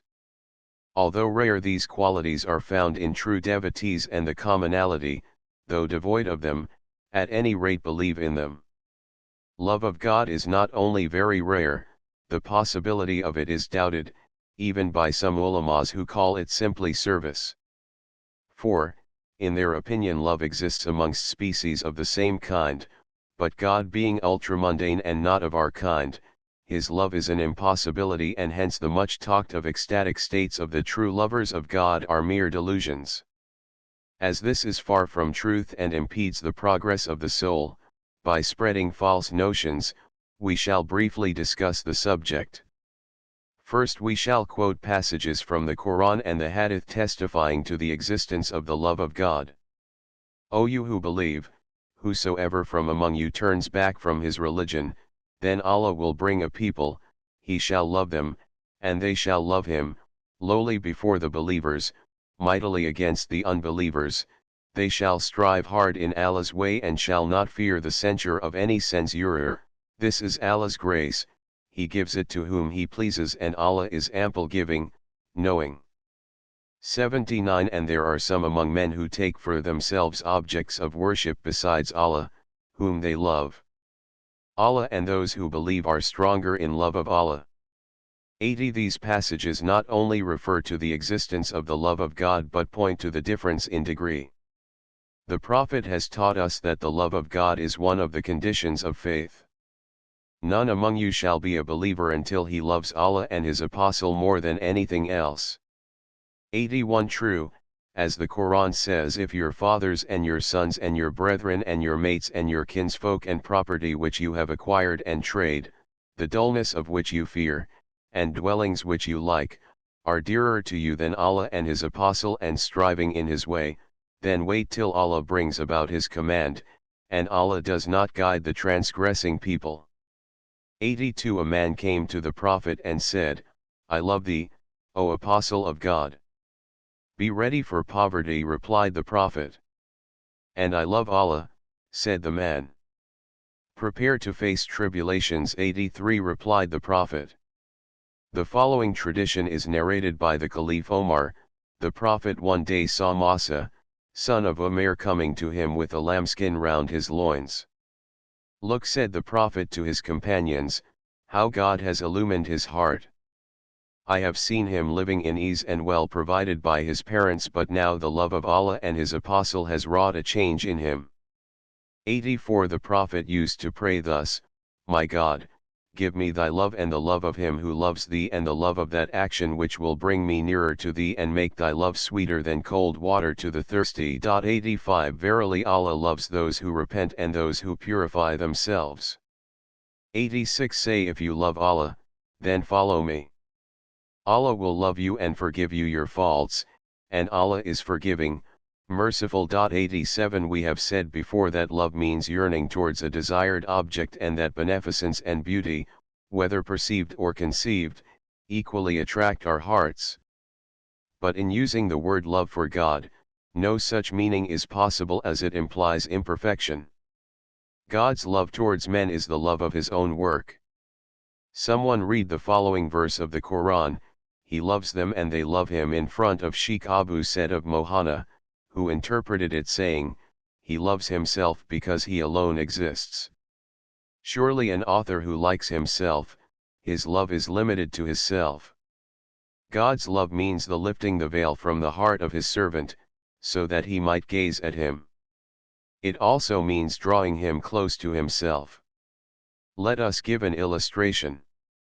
A king permits some of his slaves to approach his presence, not because he requires them but because the slaves possess or are acquiring certain qualities which are worthy of being displayed before the royal presence. This privilege, this lifting of the veil, brings us nearer to the conception of God's love. But it must be remembered that approaching the divine presence should entirely exclude the idea of space, for then it would imply change in Him, which is absurd. Divine proximity means the attainment of godly virtues by abstaining from the promptings of the flesh, and hence it implies approach from the point of view of quality and not of space.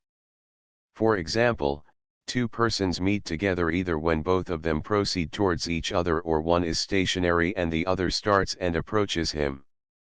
Again, a pupil strives to come up to the level of his teacher's knowledge, who is resting in his elevated position. His uphill journey towards knowledge keeps him restless, and he climbs higher and higher till he catches a glimpse of the halo which surrounds his master's countenance. The nature of divine proximity resembles this inward journey of the pupil, that is, the more a man acquires insight into the nature of things, and by subjugating his passions leads the life of righteousness, the nearer will he be coming to his Lord.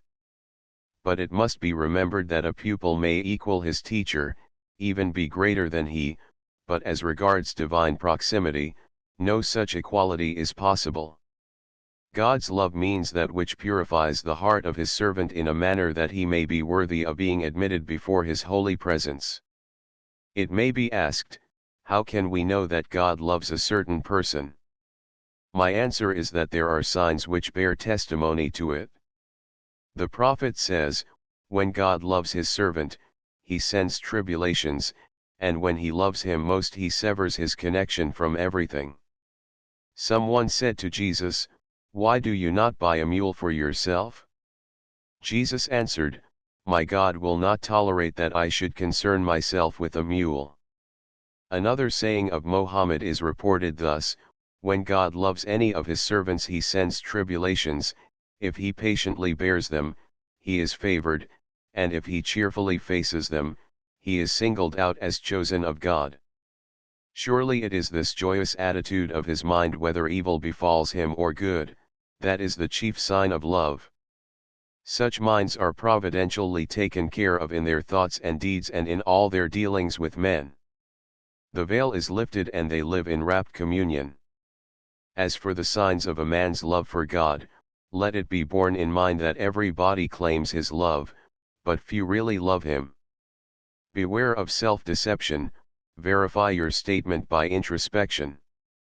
Love is like a tree rooted in the ground sending its shoots above the starry heaven, its fruits are found in the heart, the tongue, and the limbs of the lover. In fact, his whole self is a witness to love, just as smoke is a sure sign of fire burning. Let us, then, trace the signs which are found in the true lover. Death is a pleasure to him, for it removes the barrier of body and lets the fluttering soul free to soar and sing in the blissful abode of his beloved. Sufyan Thawri and Hafi used to say, he who doubts dislikes death, because a friend will never dislike meeting a friend. 88 A certain Sufi asked a hermit whether he wished for death, but he gave no answer. Then the Sufi said to him, had you been a true hermit you would have liked death. The Quran says, if the future abode with Allah is especially for you to the exclusion of the people, then invoke death if you are truthful. They will never wish it on account of what their hands have sent on before, and Allah knows the unjust. 89 The hermit replied, but the Prophet says, do not wish for death. Then you are suffering, said the Sufi, because acquiescence in divine decree is better than trying to escape it. It may be asked here, can he who does not like death be God's lover? Let us consider first the nature of his dislike. It is due to his attachment to the worldly objects, wife, children, and so forth, but it is possible that with this attachment, which no doubt comes in the way of his love of God, there may be some inclination towards his love, because there are degrees of his love.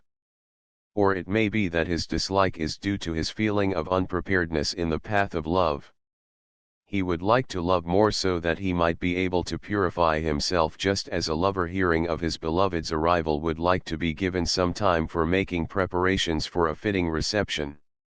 For these reasons, if a devotee dislikes death, he can still be his lover, though of inferior type. He should prefer, both inwardly and outwardly, God's pleasure to his desires. For he who follows the dictates of his desires is no true lover, for the true lover's will is his beloved's.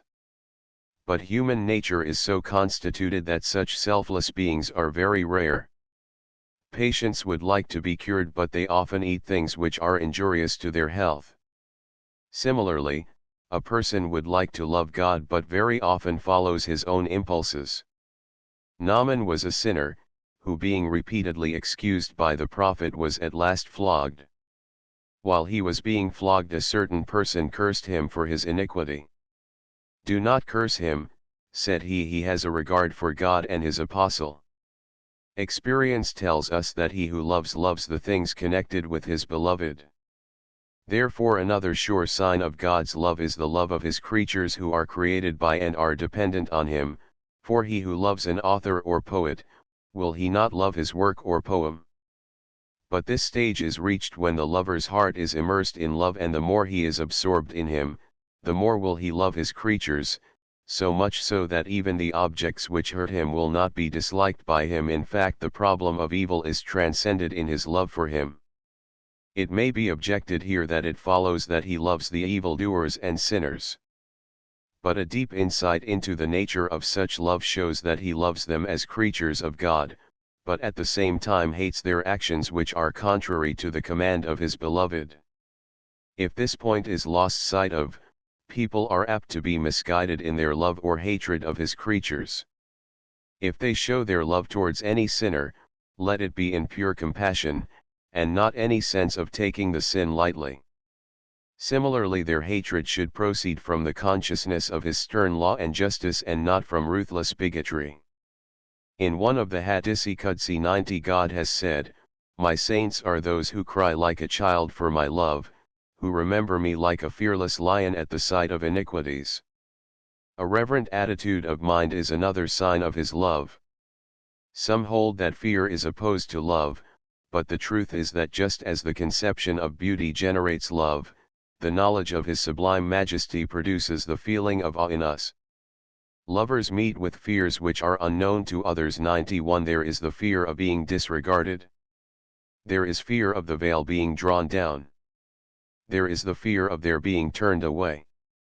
When the Surah Hud was revealed, in which the awful doom of the wicked nations is narrated, away with Samud, away with Midian, the Prophet heaved a sigh and said, "This surah has turned me into an old man."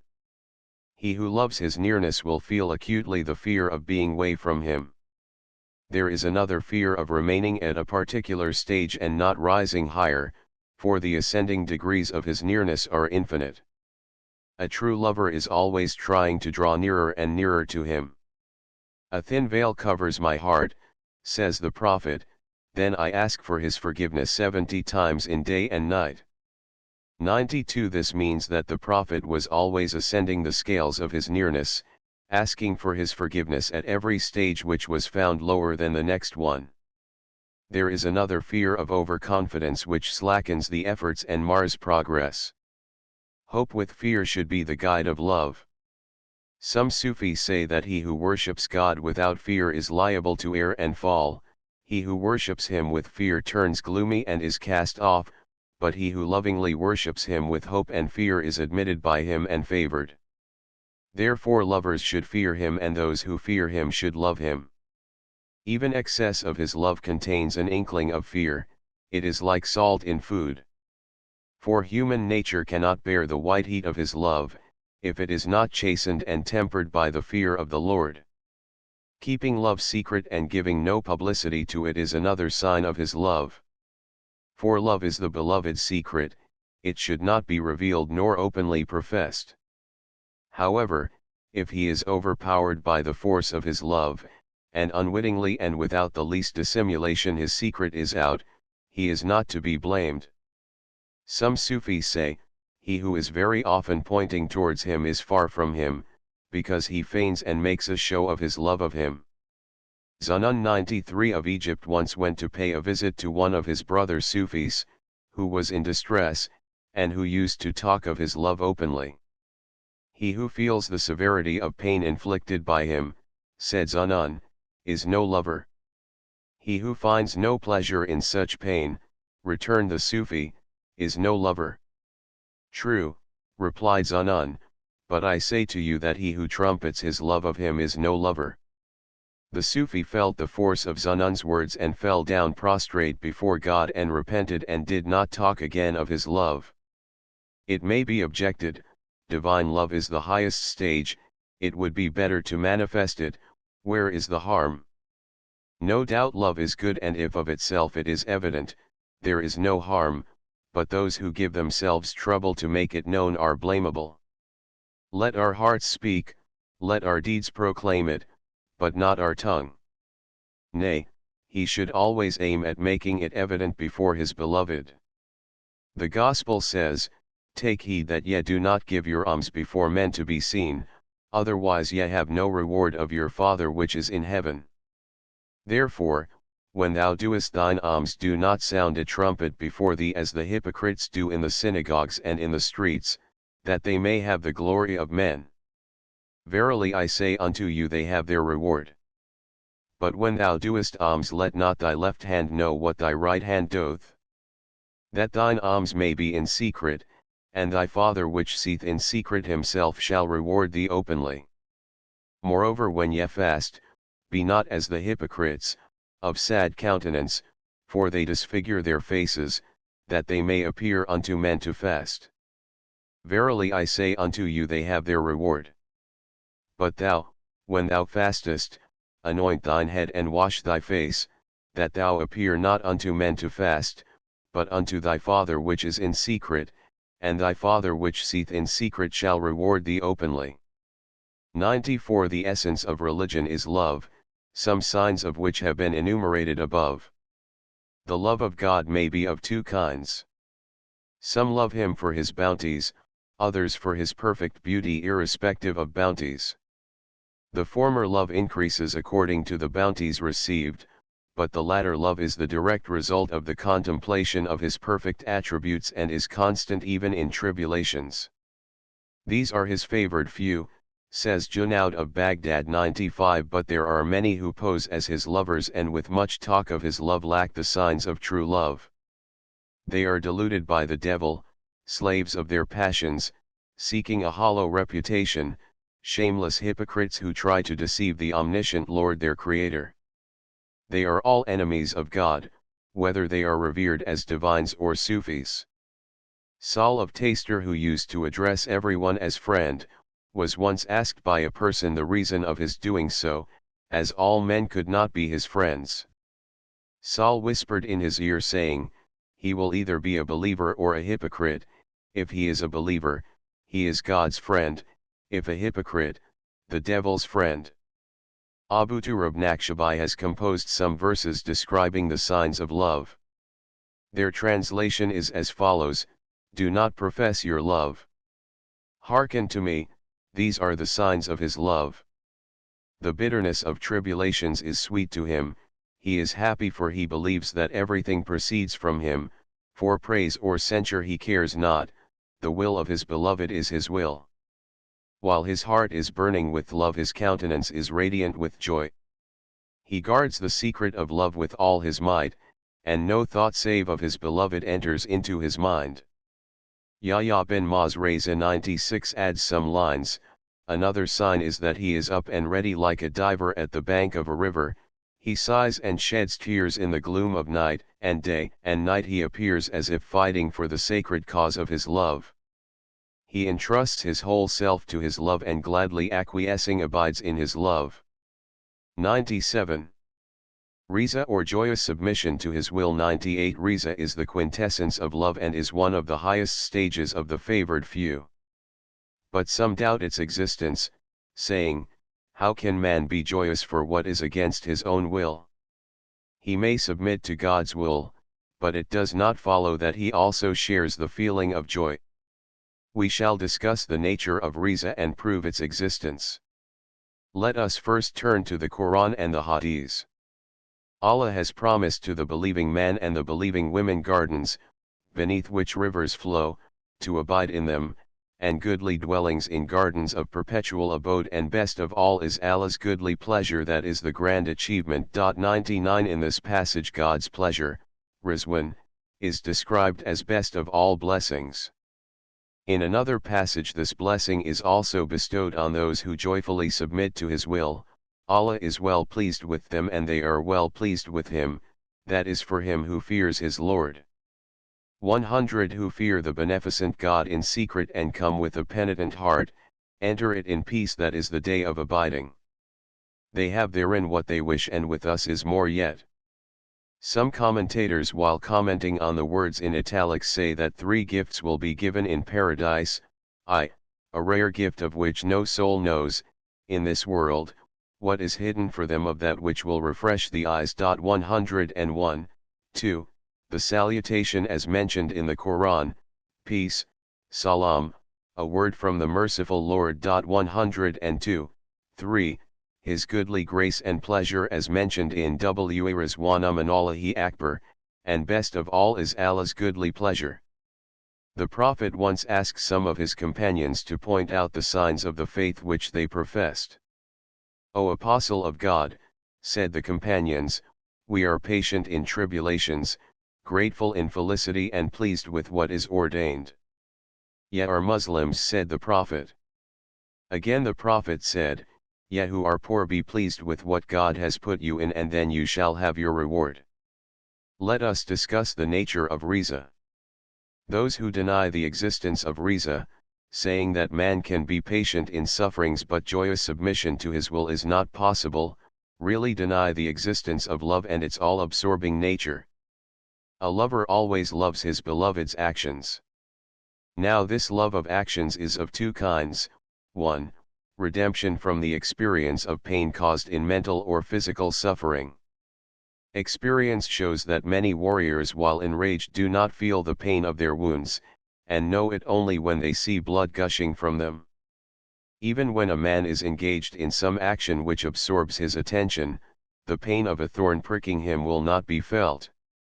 If then in such cases, and there are many such, pain is not felt, will it not be possible that a devotee who is absorbed in him does not feel pain, which in his belief is inflicted by his beloved? Or, 2, although pain is felt, he would desire it, just as a patient who feels the pain caused by the surgeon's lancet is glad to be operated upon and is pleased with the surgeon's action. Similarly, he who firmly believes that tribulations are like God-sent curatives will be pleased with them and be thankful to God. Anyone who ponders over the nature of the above-mentioned kinds and then in the light of them reads the lives and the sayings of the lovers of God, will, I believe, be convinced of the existence of Riza. Saint Bashir, son of Harith, narrates the story. In the Sharqiya lane of Baghdad, I saw a man who received 1,000 stripes, but did not cry in his agony. He was then sent to prison and I followed him. Why have you been punished so mercilessly? I asked. Because they have found out the secret of my love. But why were you so strangely quiet while you were punished so severely? I asked in astonishment. Because, answered the poor fellow with a sigh, she was looking at me from her balcony. Oh, that you might see the true beloved, I murmured. Hearing this, his color at once changed, and with a loud cry he fell dead. The same saint tells another story. While I was a student of Sufism, I went to Jazare Abadan 103, where I saw a blind epileptic leper, lying on the ground while worms were eating his flesh. I sat by his side and placed his head on my lap and spoke gently to him. When he came to his senses, he spoke, "Who is this stranger who comes between me and my Lord? Even if each and every limb is severed from my body, I will love him." That scene of Riza, says the saint, I shall never forget. It is a lifelong lesson for me. It is said that Christ once saw a blind forlorn leper who was praying, "Blessed art thou, O Lord, who hast saved me from such maladies which have overtaken many of us." "Art thou not in misery?" asked Christ.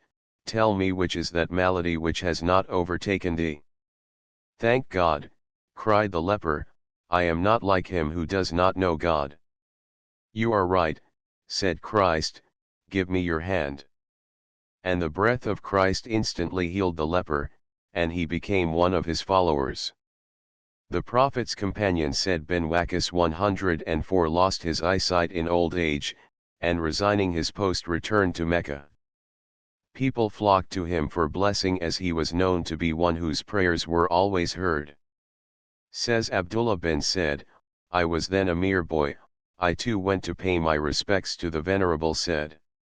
He spake kindly to me and blessed me. Then I said, 'Uncle, how is it that you who are praying for everybody would not pray for the restoration of your eyesight?' 'My son,' answered Said with a smile, 'to be pleased with his sweet will is better than eyesight.'" Some people went to see Shibli 105 at Maristan, where he was imprisoned. "Who are you?" asked the saint. "Friends," they all replied with one voice. Hearing this, Shibli fetched some stones and began to throw them at them, and they all fled, calling him a madman. "What's this?" exclaimed Shibli, "you call yourselves my friends, but if you are sincere, bear patiently what ye receive from me, and then he sang, "His love has turned my brain." Have you ever seen a lover who is not intoxicated with love? These narratives point out that riza or joyous submission to God's will is possible and is one of the highest stages to which the souls of true devotees could aspire. People believe in eccentricities of Cupid's votaries but give no ear to the ecstasies of the true lovers of God. Perhaps they have no eyes to look at the manifestation of His beauty, no ears to listen to the music of His love, no heart to gaze at and enjoy His sweet presence.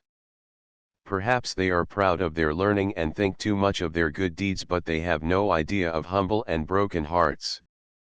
A certain nobleman of Bustam, comely in appearance and lordly in bearing, used to attend the sermons of Saint Bayezid of Bustam 106. One day he said to the saint, "For 30 years I have been keeping fasts, waking for the whole night and offering my prayers, but still I do not find in me the animating force of what you teach, although I believe in it and cherish love for you."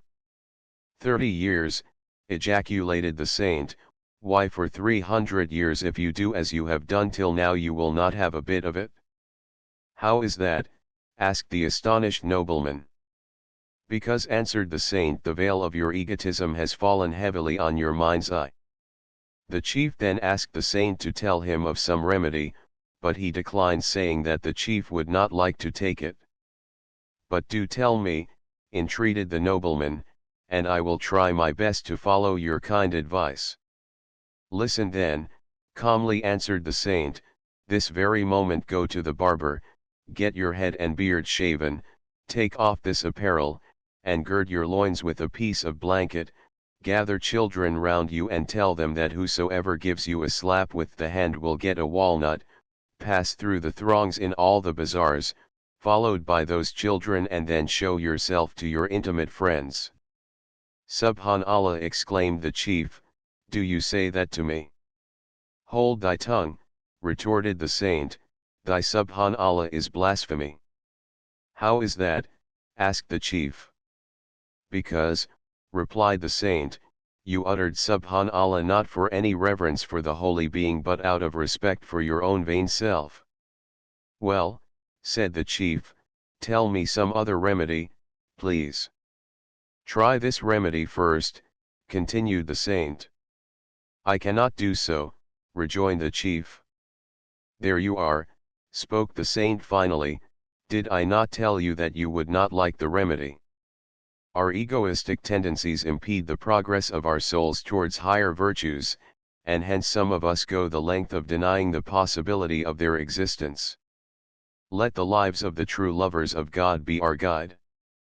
Footnotes 1 D. B. MacDonald, Muslim Theology, London 1903.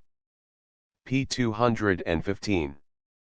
This book gives the best account of Al-Ghazali's work yet available in English. 2 Ibid p. 240.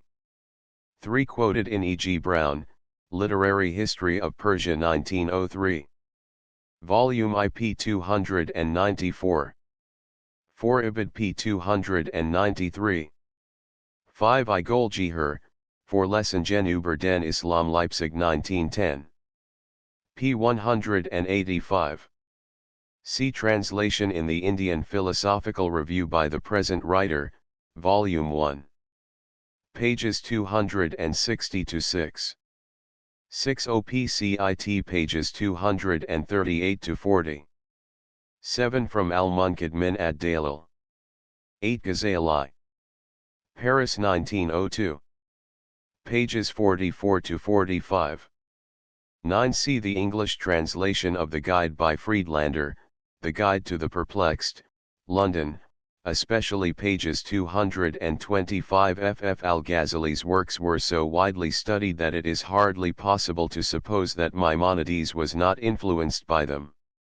The influence may have been direct, as Maimonides was not only a student in Spain but also physician in the court of Saladin in Alexandria. Indirectly the influence may have come through the Jewish poet Yehuda Halevi. 10 OPCIT p. 179. 11. This list is taken from a chronological list of Muslim works on religion and philosophy which has been for a short time in preparation at the Seminar for the Comparative Study of Religions, Baroda, by Professor J. R. Rehman of Hyderabad, and Professor F. S. Gilani of Surat, Fellows of the Seminar. The list has been compared with that of Shibli in his Urdu Life of Ghazali, Kanpuri 1902, whose classification is followed with slight modification. 12 Iya 3. 113. This word is used both for Rasul and Nabi, but the Muslim notion of Rasul differs from that of Nabi.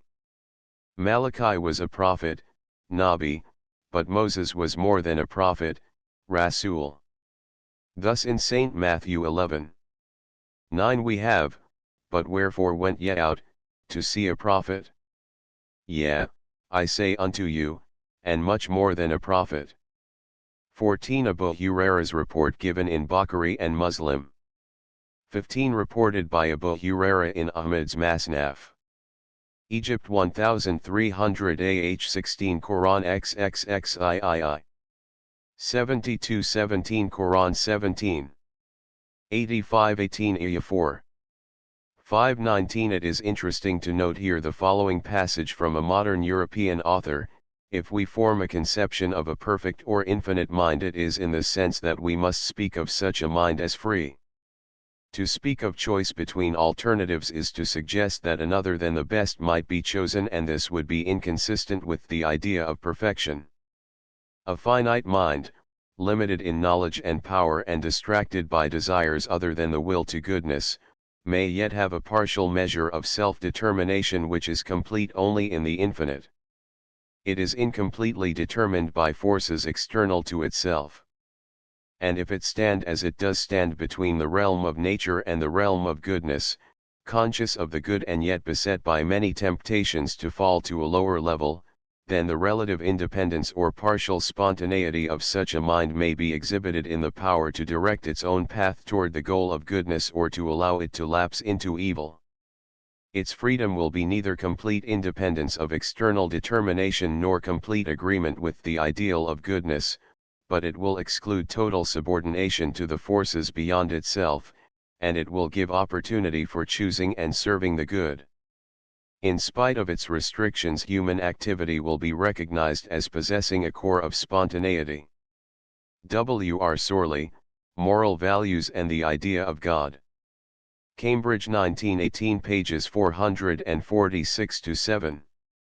20. Ghazali here anticipated Hume.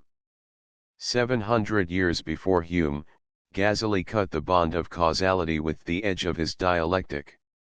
Journal of the American Oriental Society Volume XX. 103 21 Quran XLIV. 38, 39. 22 Quran XXXII. 1123 Quran 36. 4224 Quran LVI. 6325 Quran LXXX. 25 to 726 Quran 9. 1427 Quran 8. 17. This passage refers to the Battle of Badr, the first battle of the Prophet. The Muslims slew the enemy, but it is affirmed that really they did not slay, but it was Allah who slew them, the meaning apparently being that Allah's hand was working in the battle, which is also clear from the fact that 300 Muslims, mostly raw and equipped with neither horses nor sufficient arms, prevailed against 1,000 of the most renowned warriors who had come to crush the growing power of Islam. And thou didst not smite when thou didst smite. Ghazali points out that negation and affirmation for one and the same action throw new light on the nature of causation. Negation affirms God as the efficient and real cause, affirmation establishes man's free will faithfully executing divine order. Whose branches are ever shaken by the wind, and whose fruit is showered on the sleepers' heads. Fatalism means sleeping amidst highwaymen. Can a cock who crows too soon expect peace? If ye cavil at and accept not God's hints, though ye count yourselves men, see, ye are women. The quantum of reason ye possessed is lost, and the head whose reason has fled is a till. Inasmuch as the unthankful are despicable, they are at last cast into the fiery pit.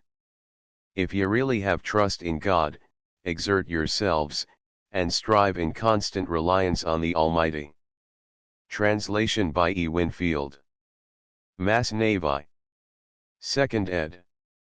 1898 BK. Pages 19-20.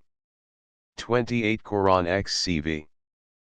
4-6 Whether man is by nature good or bad is a question which has vexed great thinkers from ancient times. Various answers have been suggested, which are summed up in 3 distinct theories. 1. Evil is innate. Education simply muzzles the brute in man. Civilization is mere veneering process. This cynical view of human nature is the religion of despair. 2. Man is neither good nor bad. Mind is a tabula rasa. Good or bad actions leave their impression. Thorns and roses are alike gathered by it. 3. Good and evil are mixed up in man. He has an angelic as well as a satanic nature. The development of this double nature depends on the force of external circumstances and surrounding influences. Good and evil are like 2 seeds, whichever is sown and taken care of will grow into a tree. The Quranic expression, "We created man in the best make," emphasizes the purity of his nature. He is born with good and for good, but has to preserve and to develop his goodness to his full capacity in the struggle of life. He has but one seed which is good. If it grows and bears fruit it is called goodness, if it be crushed or nipped in the bud it is called evil. Evil, therefore, has no separate entity in him, it is simply a negative which will lose his soul and reduce him to the lower depths. 29. It is interesting to note a parallel passage from the Mass Navi of Jalal-ud-Din Rumi, who was born in 1207 AD, 97 years after the death of Al-Ghazzali. When a master places a spade in the hand of a slave, the slave knows his meaning without being told, like this spade, our hands are our master's hints to us, yeah, if ye consider, they are his directions to us. When ye have taken to heart his hints, ye will shape your life in reliance on their direction, wherefore these hints disclose his intent. Take the burden from you, and appoint your work, he that hears it make it hearable by you. He too is able to make it within your ability. Accept his command and you will be able to execute it. Seek union with him, and you will find yourselves united. Exertion is giving thanks for God's blessings. Think ye that your fatalism gives such thanks? Giving thanks for blessings increases blessings, but fatalism snatches those blessings from your hands. Your fatalism is to sleep on the road. Sleep not till ye behold the gates of the king's palace. Sleep not, unreflecting fatalists, till ye have reached that fruit-laden tree of life. E. Winfield, T.R.S., Mass Navi. 30 St. Matthew 14. 55-31 And in the 4th watch of the night he came unto them, walking on the sea. And when the disciples saw him walking on the sea, they were troubled, saying, It is an apparition, and they cried out for fear. But straightway Jesus spake unto them, saying, Be of good cheer, it is I, be not afraid. And Peter answered him and said, Lord, if it be thou, bid me come unto thee upon the water. And Peter went down from the boat and walked upon the waters to come to Jesus. But when he saw the wind he was afraid, and beginning to sink he cried, saying, Lord, save me. And immediately Jesus stretched forth his hand, and took hold of him and said unto him, O thou of little faith, wherefore didst thou doubt? 31 Comp Quran XLII. 11. Nothing is like a likeness of him. He is the hearing, the seeing. 32 Comp Genesis I 27. 33 Exodus 3. 1434 Quran XX. 12 It is generally supposed that Moses was ordered to take off his leather shoes out of respect for the sacred place. But Razi in his commentary calls it an idiom and says that the Arabs used the word nal, shoe, for wife and family. The command to put off the shoes is therefore a metaphorical expression for making the heart vacant from care of family. See Tafsir Raza Volume 6. 19 Istanbul edition. 35 Quran 36. 97 The full text runs, and they have not honored Allah with the honor due to him, and the whole earth shall be in his grip on the day of resurrection and the heavens rolled up in his right hand. Glory be to him and may he be exalted above what they associate with him. 36 Ghazali has dealt with the question fully in his work entitled Iljam al-Awam. He says that every object has 4 stages of existence. To use a figure, fire is, 1. Written on paper, 2. Pronounced as fire, 3. Burns, and 4. Is perceived by the mind to be inflammable. The first 2 are purely conventional but have an educational value. Similarly, the anthropomorphism of the passages of the scriptures should be studied in the light of the above stages. 37 Quran XXIX. 6938 see section 6 of this book. 39 Iya 3. 940 Quran 4. 172-41 Quran XXV. 7, 8, 21. 42 Quran Slayin. 31 And they say, why was not this Quran revealed to a man of importance in the 2 towns, Mecca and Taif? 43 Quran 18. 28-44 Ibn Abbas. 45 Tirmidhi, Abu Huraira's report. 46 Comp Mat 6. 24 No man can serve 2 masters, for either he will hate the one and love the other, or else he will hold to the one and despise the other. Ye cannot serve God and Mammon. 47 Mat v3. 48 Quran 18. 32-46 49 Iya 115, 4. 750 Quran 3. 102-51 Tibrani and Abu Dud. 52 Muslim. 53 Bukhari and Muslim. 54 Quran 18. 555 Nasai and Bukhari. 56 Adu Mansur. 57 Rumi has beautifully described the story of Nasa in Masnav Ibkv 58 Iya 4. 659 Bukhari and Muslim. 60 Quran Al-Ghazzali. 1-361 Ghazali's remark should not be confounded with either egoistic or universalistic hedonism. See his remark on the affinity of souls, pages 95 ff. 62 Muslim. 63 From Uncanonical Sayings of Christ. 64 Quran 38. 71, 72. 65 See Bukhari Hadith Qudsi. 66 Al-Ghazali condemns all such expressions which are called by Cardinal Newman eccentricities of the saints. He is aware of their liability to abuse and points out their error in a manner which 600 years later took the form of Bishop Butler's dictum that reason cannot abdicate its right of judging obvious improprieties in religious doctrines and persons. Ibn Allah, Son of God, refers to the Orthodox Christian view of Jesus. Ain al-Haq, I am the truth, i.e. God, refers to the expression of Husayn bin Mansur al-Hallaj, who in 309 AD was crucified in Baghdad for his blasphemy. The poet Hafiz says of him, Jermashin bud ki ashur huwaita bikard. His crime was that he revealed the secrets. 67 St. Matthew XXII 35-57.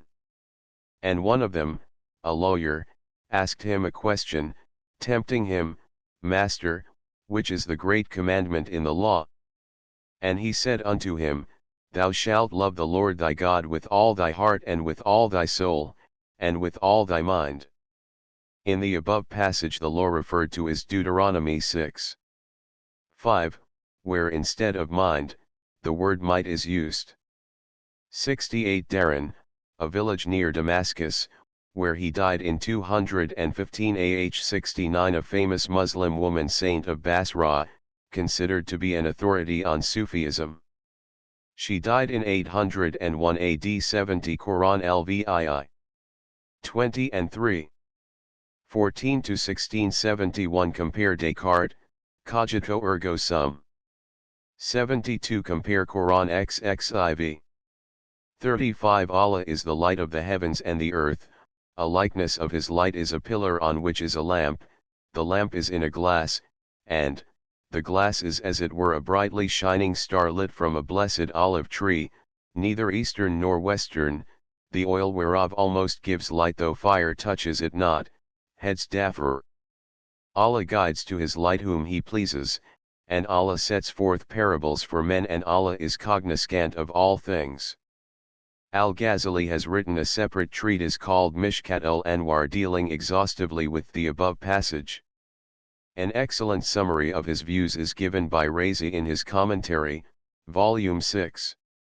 393 to 408, Stambul edition.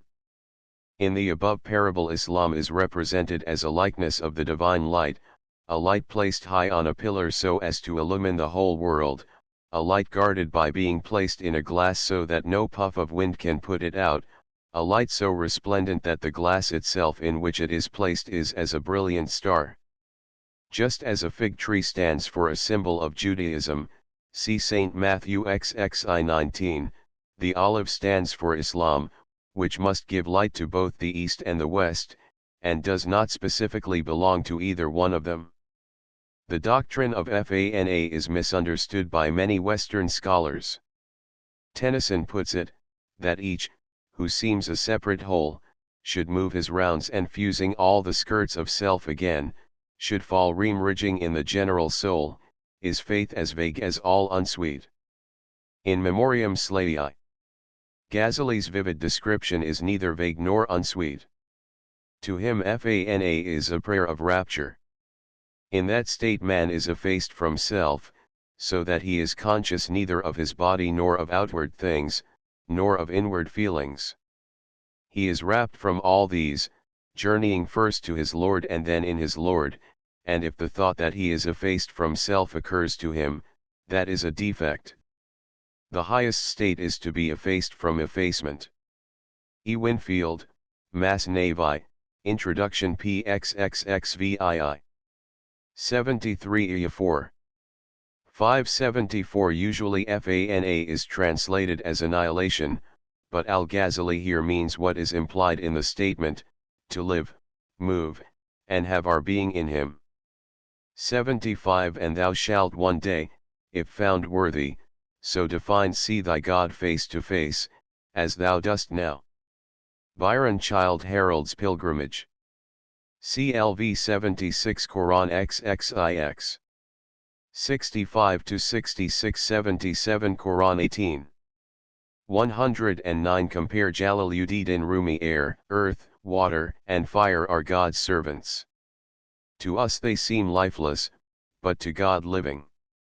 In God's presence fire ever waits to do its service, like a submissive lover with no will of its own.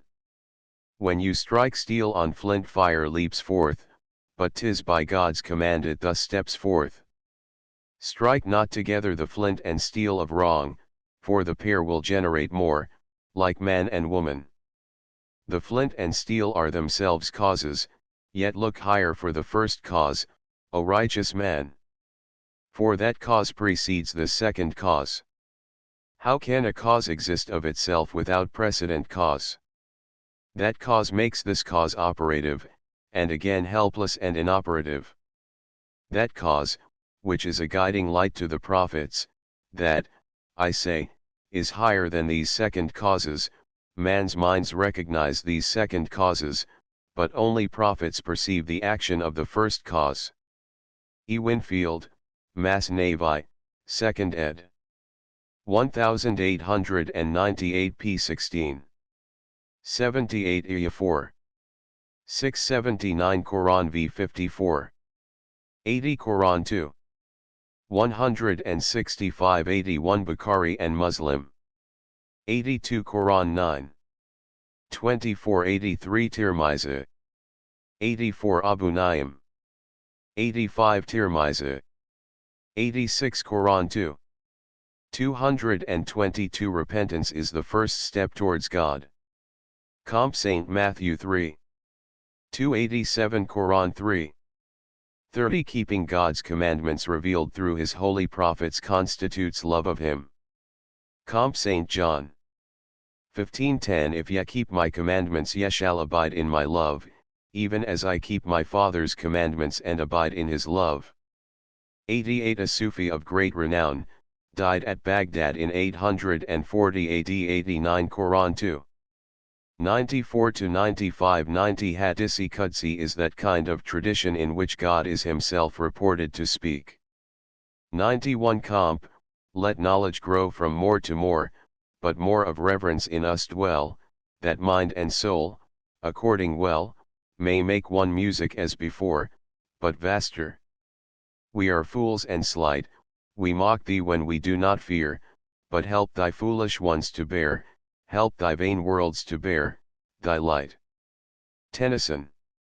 92 C. Bukhari. 93 Called the father of Sufism. He founded a sect of Sufis in Egypt. He died in 860 AD. 94 St. Matthew 6. 1-4, 16-18. 95 A celebrated Sufi called Syed Utaifa, chief of the sect. He died at Baghdad in 911 AD. 96 A theologian and Sufi of Ray in Persia. He died in 871 AD. 97 Comp, Good Shepherd, tell this youth what 'tis to love. It is to be all made of sighs and tears, it is to be all made of faith and service, it is to be all made of fantasy, all made of passion and all made of wishes, all adoration, duty and observance, all humbleness, all patience and impatience, all purity, all trial, all observance. Shakespeare, As You Like It. Act V 98 Iya 4. 699 Quran 9. 72 100 Quran Skayath. 8 101 Quran XXXII. 17 102 Quran 30. 58 103 in Tigris. 104 He conquered Persia in the time of the Khalifa Omar. 105 The Arabs address elders in this way. 106 One of the most renowned of the early Sufis. His grandfather was a Magian who accepted Islam. He was born in 777 AD and died at a great age in 878 AD. Some preliminary announcements of the Gekvad Studies in Religion and Philosophy edited by Alban G. Widgery M.A., Professor of Philosophy and the Comparative Study of Religions, Baroda. This series is established with the sanction and financial support of the government of His Highness the Maharaja Gekvad of Baroda. The aim is to provide an opportunity for the publication of works on religious and philosophical subjects. Some of the volumes will be more popular and some more technical in nature. Only books written in the tolerant spirit of genuine scholarship will be included. The Manager, the College, Baroda. The Gekvad Studies in Religion and Philosophy First Issues, Personality and Atonement. By the Editor. Human Needs and the Justification of Religious Beliefs. By the Editor. The Heart of the Bhagavad Gita. By Lingesha Mahabhagavath. Zoroastrian Ethics. By M.A. Book. Kant and Sankaracharya. Professor C.G. Bhatta, Pune. Selections from Al-Ghazzali. By Professor Syed Nawab Ali. The Doctrine of Karma. A volume of essays by various writers. Immortality and Other Essays. By the Editor. The Comparative Study of Religions. By the Editor. A Buddhist Bibliography. By various scholars. A Chronology and Bibliography of Muslim Literature on Religion and Philosophy. By Professor M. Jamil Rehman and F. S. Gilani, M.A. Some Modern Religious Movements. By various writers. Jesus. By the editor. Goods and Bads, Outlines of a Philosophy of Life. By the editor.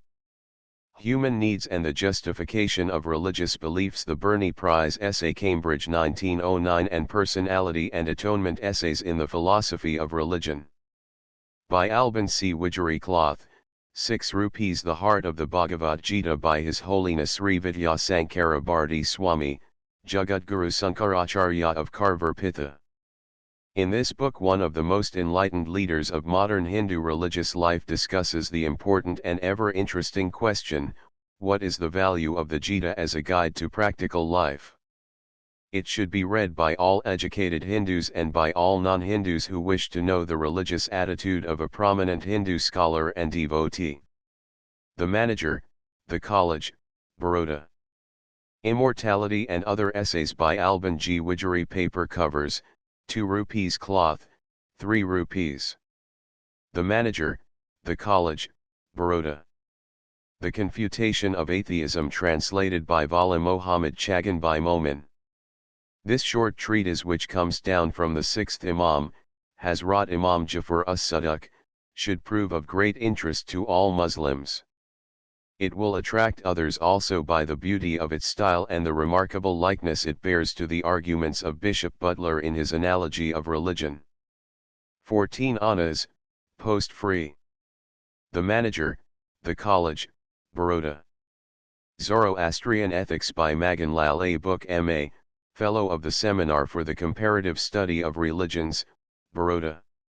Contents: Introduction. Bibliography. Part 1. The available Zoroastrian literature.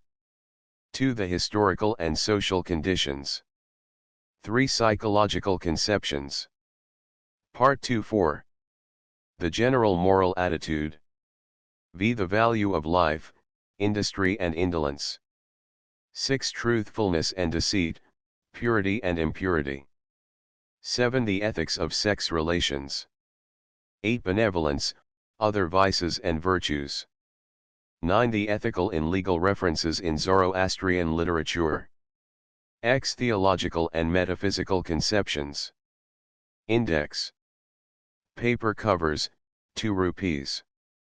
Cloth covers, 3 rupees. The Manager, The College, Baroda. In the press, The Comparative Study of Religions, a systematic survey by Alban G. Widgery M.A., Professor of Philosophy and the Comparative Study of Religions, Baroda. Contents. Introduction, Scientific Theology and the Comparative Study of Religions. I. The sources and nature of religious truth. 2. Supernatural beings, good and bad. 3. The soul, its nature, origin, and destiny. 4. Sin and suffering, salvation and redemption. V. Religious practices. 6. The emotional attitudes and religious ideals. Appendices, maps, illustrations, bibliography, and index. This volume is meant to be a systematic introduction to the subject. Much of the technical detail being in the form of notes. The book is thus adapted to the general reader as well as to the needs of students. Cloth, superior paper Rs 12, 15s. 0D cloth, ordinary paper Rs 10, 12s. 6D. The Manager, The College, Baroda. In preparation, an important volume of essays on the doctrine of karma by representatives of the different great religions. The purpose of the volume is to present for comparison the views of certain writers of distinction from the different religions upon the theory that the suffering and happiness of the individual is due solely to his own action, past or present. Some contributors: Shamsululama J. Modi, CIE, Ph.D. The Very Reverend Hastings Rashdal, D.Lit., DCLS Kutabuksh, M.A., BCL, Oxon, Shampat Rai Jain, author of The Key of Knowledge Israel Abrahams, D.Lit. Alban G. Widgery M.A., Kentab. The Manager, The College, Baroda. In preparation by various scholars. A Buddhist bibliography. Contents. Preface. Introduction. Book II. Buddhist literature in Pali with translations, commentaries, and references to specific works in European languages. 2. Buddhist literature in Sanskrit with translations, commentaries, and references to specific works in European languages. 3. References to Buddhism in non-Buddhist Sanskrit literature.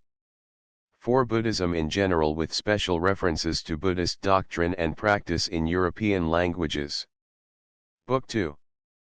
Buddhism in India, works in European languages only. 2. Buddhism in Ceylon. 3. Buddhism in Burma. 4. Buddhism in Malay and Java. V. Buddhism in Siam and Cambodia. 6. Buddhism in Himalayan tracts. 7. Buddhism in Tibet. 8. Buddhism in Central Asia and Mongolia. 9. Buddhism in China. X. Buddhism in Korea. 11. Buddhism in Japan. Appendices, maps, indices. The manager, the college, Baroda.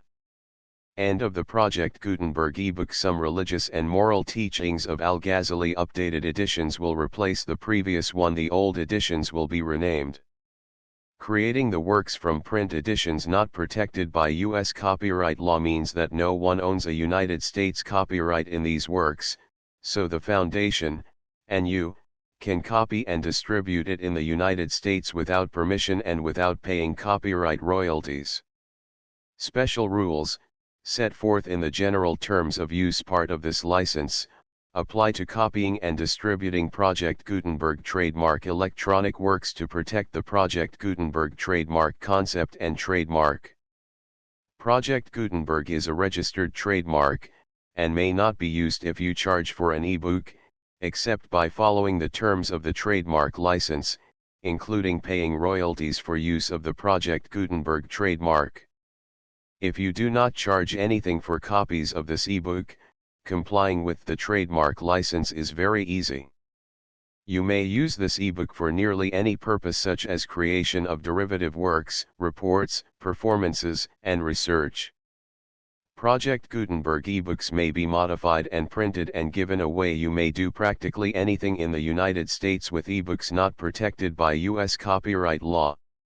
Redistribution is subject to the trademark license, especially commercial redistribution.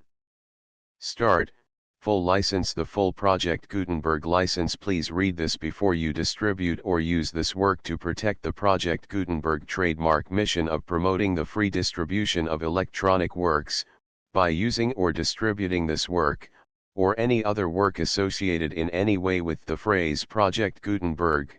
You agree to comply with all the terms of the full Project Gutenberg trademark license available with this file or online at www.gutenberg.org/license. Section 1. General Terms of Use and Redistributing Project Gutenberg Trademark Electronic Works 1.a. By reading or using any part of this Project Gutenberg trademark electronic work, you indicate that you have read, understand, agree to and accept all the terms of this license and intellectual property, trademark/copyright, agreement.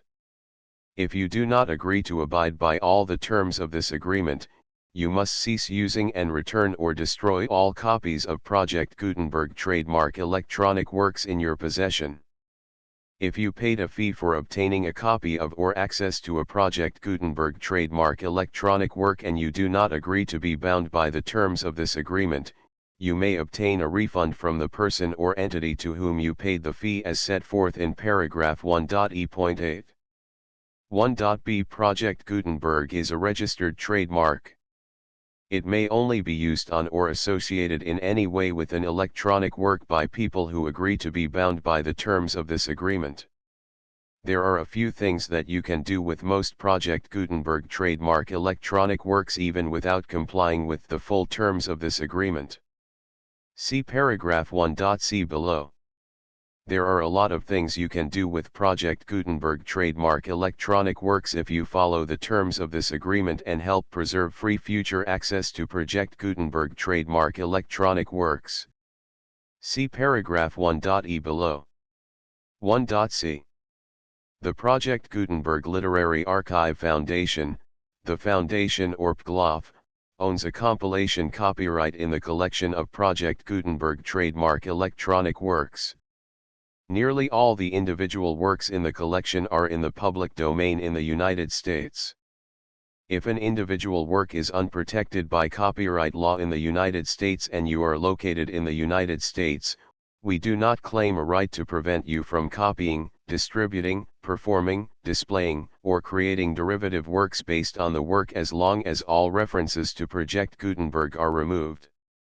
Of course, we hope that you will support the Project Gutenberg trademark mission of promoting free access to electronic works by freely sharing Project Gutenberg trademark works in compliance with the terms of this agreement for keeping the Project Gutenberg trademark name associated with the work. You can easily comply with the terms of this agreement by keeping this work in the same format with its attached full Project Gutenberg trademark license when you share it without charge with others. 1.d. The copyright laws of the place where you are located also govern what you can do with this work. Copyright laws in most countries are in a constant state of change. If you are outside the United States, check the laws of your country in addition to the terms of this agreement before downloading, copying, displaying, performing, distributing or creating derivative works based on this work or any other Project Gutenberg trademark work. The Foundation makes no representations concerning the copyright status of any work in any country other than the United States. 1.e Unless you have removed all references to Project Gutenberg, 1.e.1. The following sentence, with active links to, or other immediate access to, the full Project Gutenberg trademark license must appear prominently whenever any copy of a Project Gutenberg trademark work, any work on which the phrase Project Gutenberg appears, or with which the phrase Project Gutenberg is associated, is accessed, displayed, performed, viewed, copied or distributed. This ebook is for the use of anyone anywhere in the United States and most other parts of the world at no cost and with almost no restrictions whatsoever. You may copy it, give it away or reuse it under the terms of the Project Gutenberg license included with this ebook or online at www.gutenberg.org. If you are not located in the United States, you will have to check the laws of the country where you are located before using this ebook. 1.e.2. If an individual Project Gutenberg trademark electronic work is derived from texts not protected by U.S. copyright law, does not contain a notice indicating that it is posted with permission of the copyright holder, the work can be copied and distributed to anyone in the United States without paying any fees or charges. If you are redistributing or providing access to a work with the phrase Project Gutenberg associated with or appearing on the work, you must comply either with the requirements of paragraphs 1.e.1 through 1.e.7 or obtain permission for the use of the work and the Project Gutenberg trademark as set forth in paragraphs 1.e.8 or 1.e.9. 1.e.3. If an individual Project Gutenberg trademark electronic work is posted with the permission of the copyright holder, your use and distribution must comply with both paragraphs 1.e.1 through 1.e.7 and any additional terms imposed by the copyright holder. Additional terms will be linked to the Project Gutenberg trademark license for all works posted with the permission of the copyright holder found at the beginning of this work. 1.e.4. Do not unlink or detach or remove the full Project Gutenberg trademark license terms from this work, or any files containing a part of this work or any other work associated with Project Gutenberg trademark. 1.e.5. Do not copy, display, perform, distribute or redistribute this electronic work, or any part of this electronic work, without prominently displaying the sentence set forth in paragraph 1.e.1 with active links or immediate access to the full terms of the Project Gutenberg trademark license. 1.e.6. You may convert to and distribute this work in any binary, compressed, marked up, non-proprietary or proprietary form, including any word processing or hypertext form.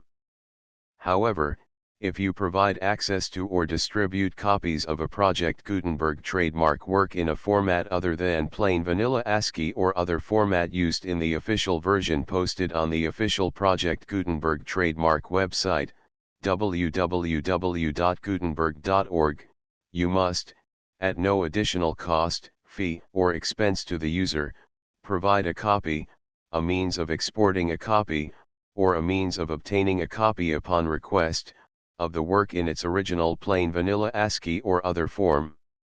Any alternate format must include the full Project Gutenberg trademark license as specified in paragraph 1.e.1.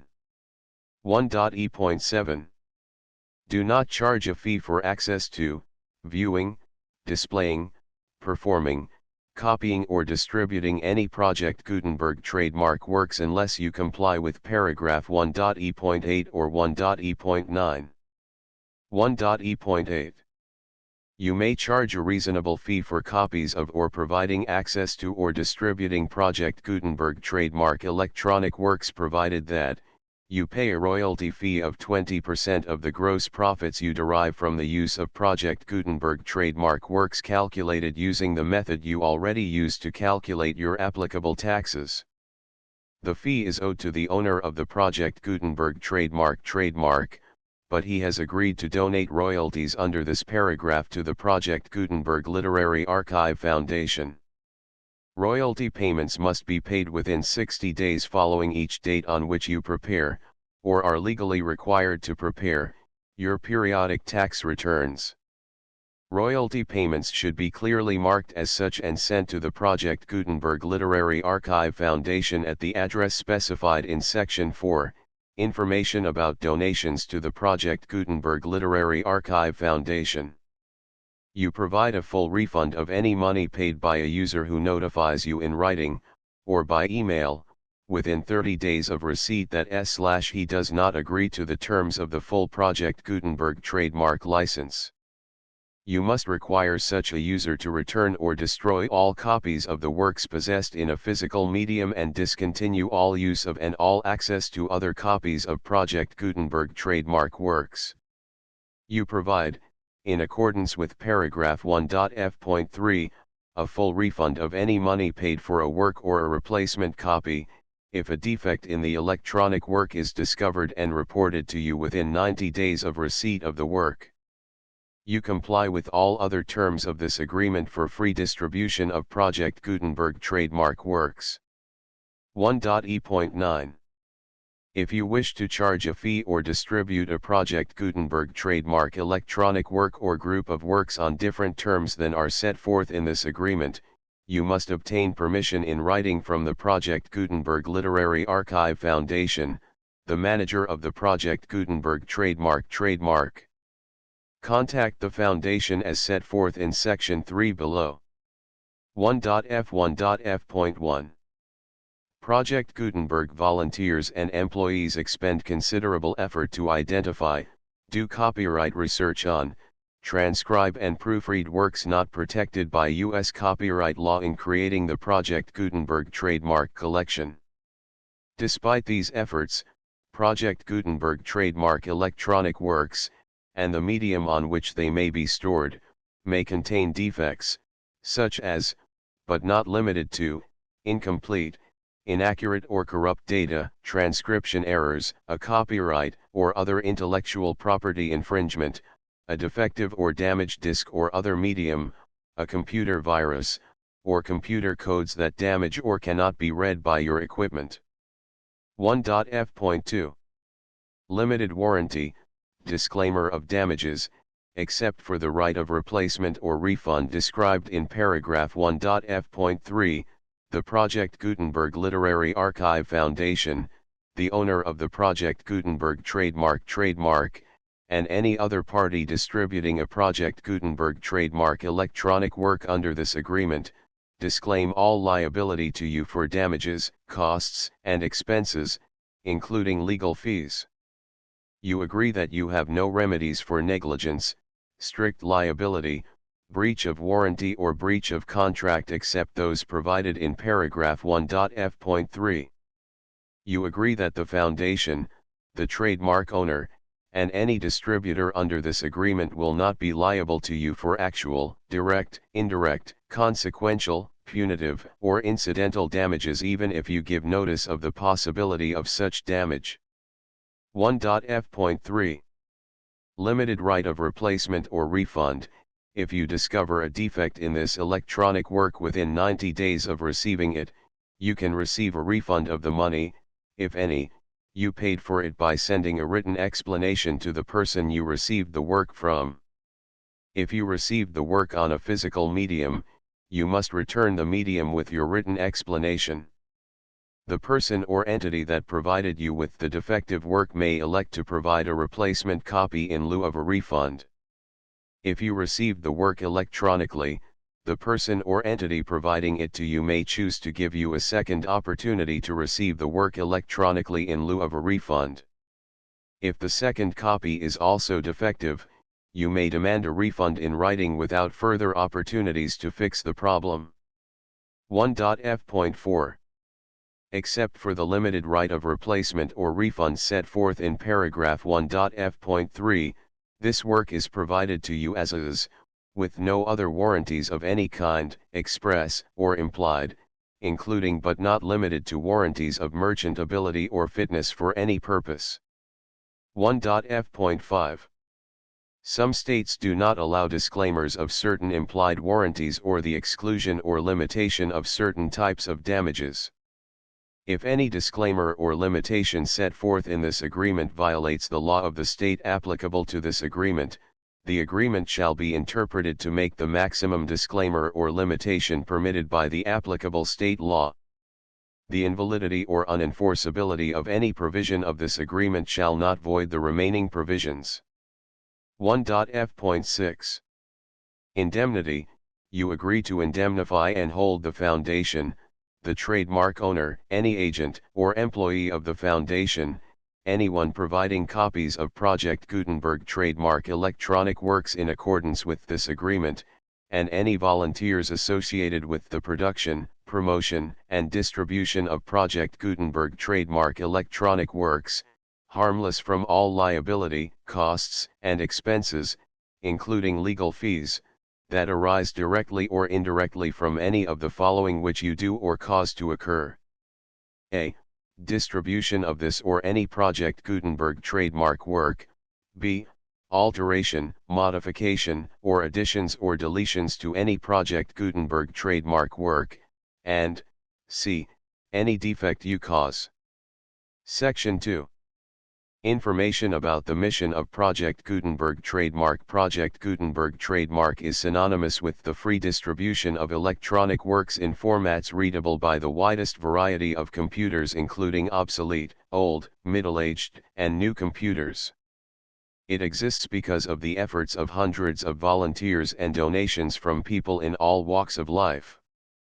Volunteers and financial support to provide volunteers with the assistance they need are critical to reaching Project Gutenberg trademark's goals and ensuring that the Project Gutenberg trademark collection will remain freely available for generations to come. In 2001, the Project Gutenberg Literary Archive Foundation was created to provide a secure and permanent future for Project Gutenberg trademark and future generations. To learn more about the Project Gutenberg Literary Archive Foundation and how your efforts and donations can help, see sections 3 and 4 and the Foundation information page at www.gutenberg.org. Section 3. Information about the Project Gutenberg Literary Archive Foundation. The Project Gutenberg Literary Archive Foundation is a non-profit 501(c)(3) educational corporation organized under the laws of the state of Mississippi and granted tax-exempt status by the Internal Revenue Service. The Foundation's IN or Federal Tax Identification Number is 64-6221541. Contributions to the Project Gutenberg Literary Archive Foundation are tax-deductible to the full extent permitted by U.S. federal laws and your state's laws. The Foundation's business office is located at 809 North 1500 West, Salt Lake City, Utah 841168015961887. Email contact links and up-to-date contact information can be found at the Foundation's website and official page at www.gutenberg.org/contact section 4. Information about donations to the Project Gutenberg Literary Archive Foundation. Project Gutenberg trademark depends upon and cannot survive without widespread public support and donations to carry out its mission of increasing the number of public domain and licensed works that can be freely distributed in machine-readable form accessible by the widest array of equipment including outdated equipment. Many small donations, $1 to $5,000, are particularly important to maintaining tax-exempt status with the IRS. The Foundation is committed to complying with the laws regulating charities and charitable donations in all 50 states of the United States. Compliance requirements are not uniform and it takes a considerable effort, much paperwork, and many fees to meet and keep up with these requirements. We do not solicit donations in locations where we have not received written confirmation of compliance. To send donations or determine the status of compliance for any particular state, visit www.gutenberg.org/donate.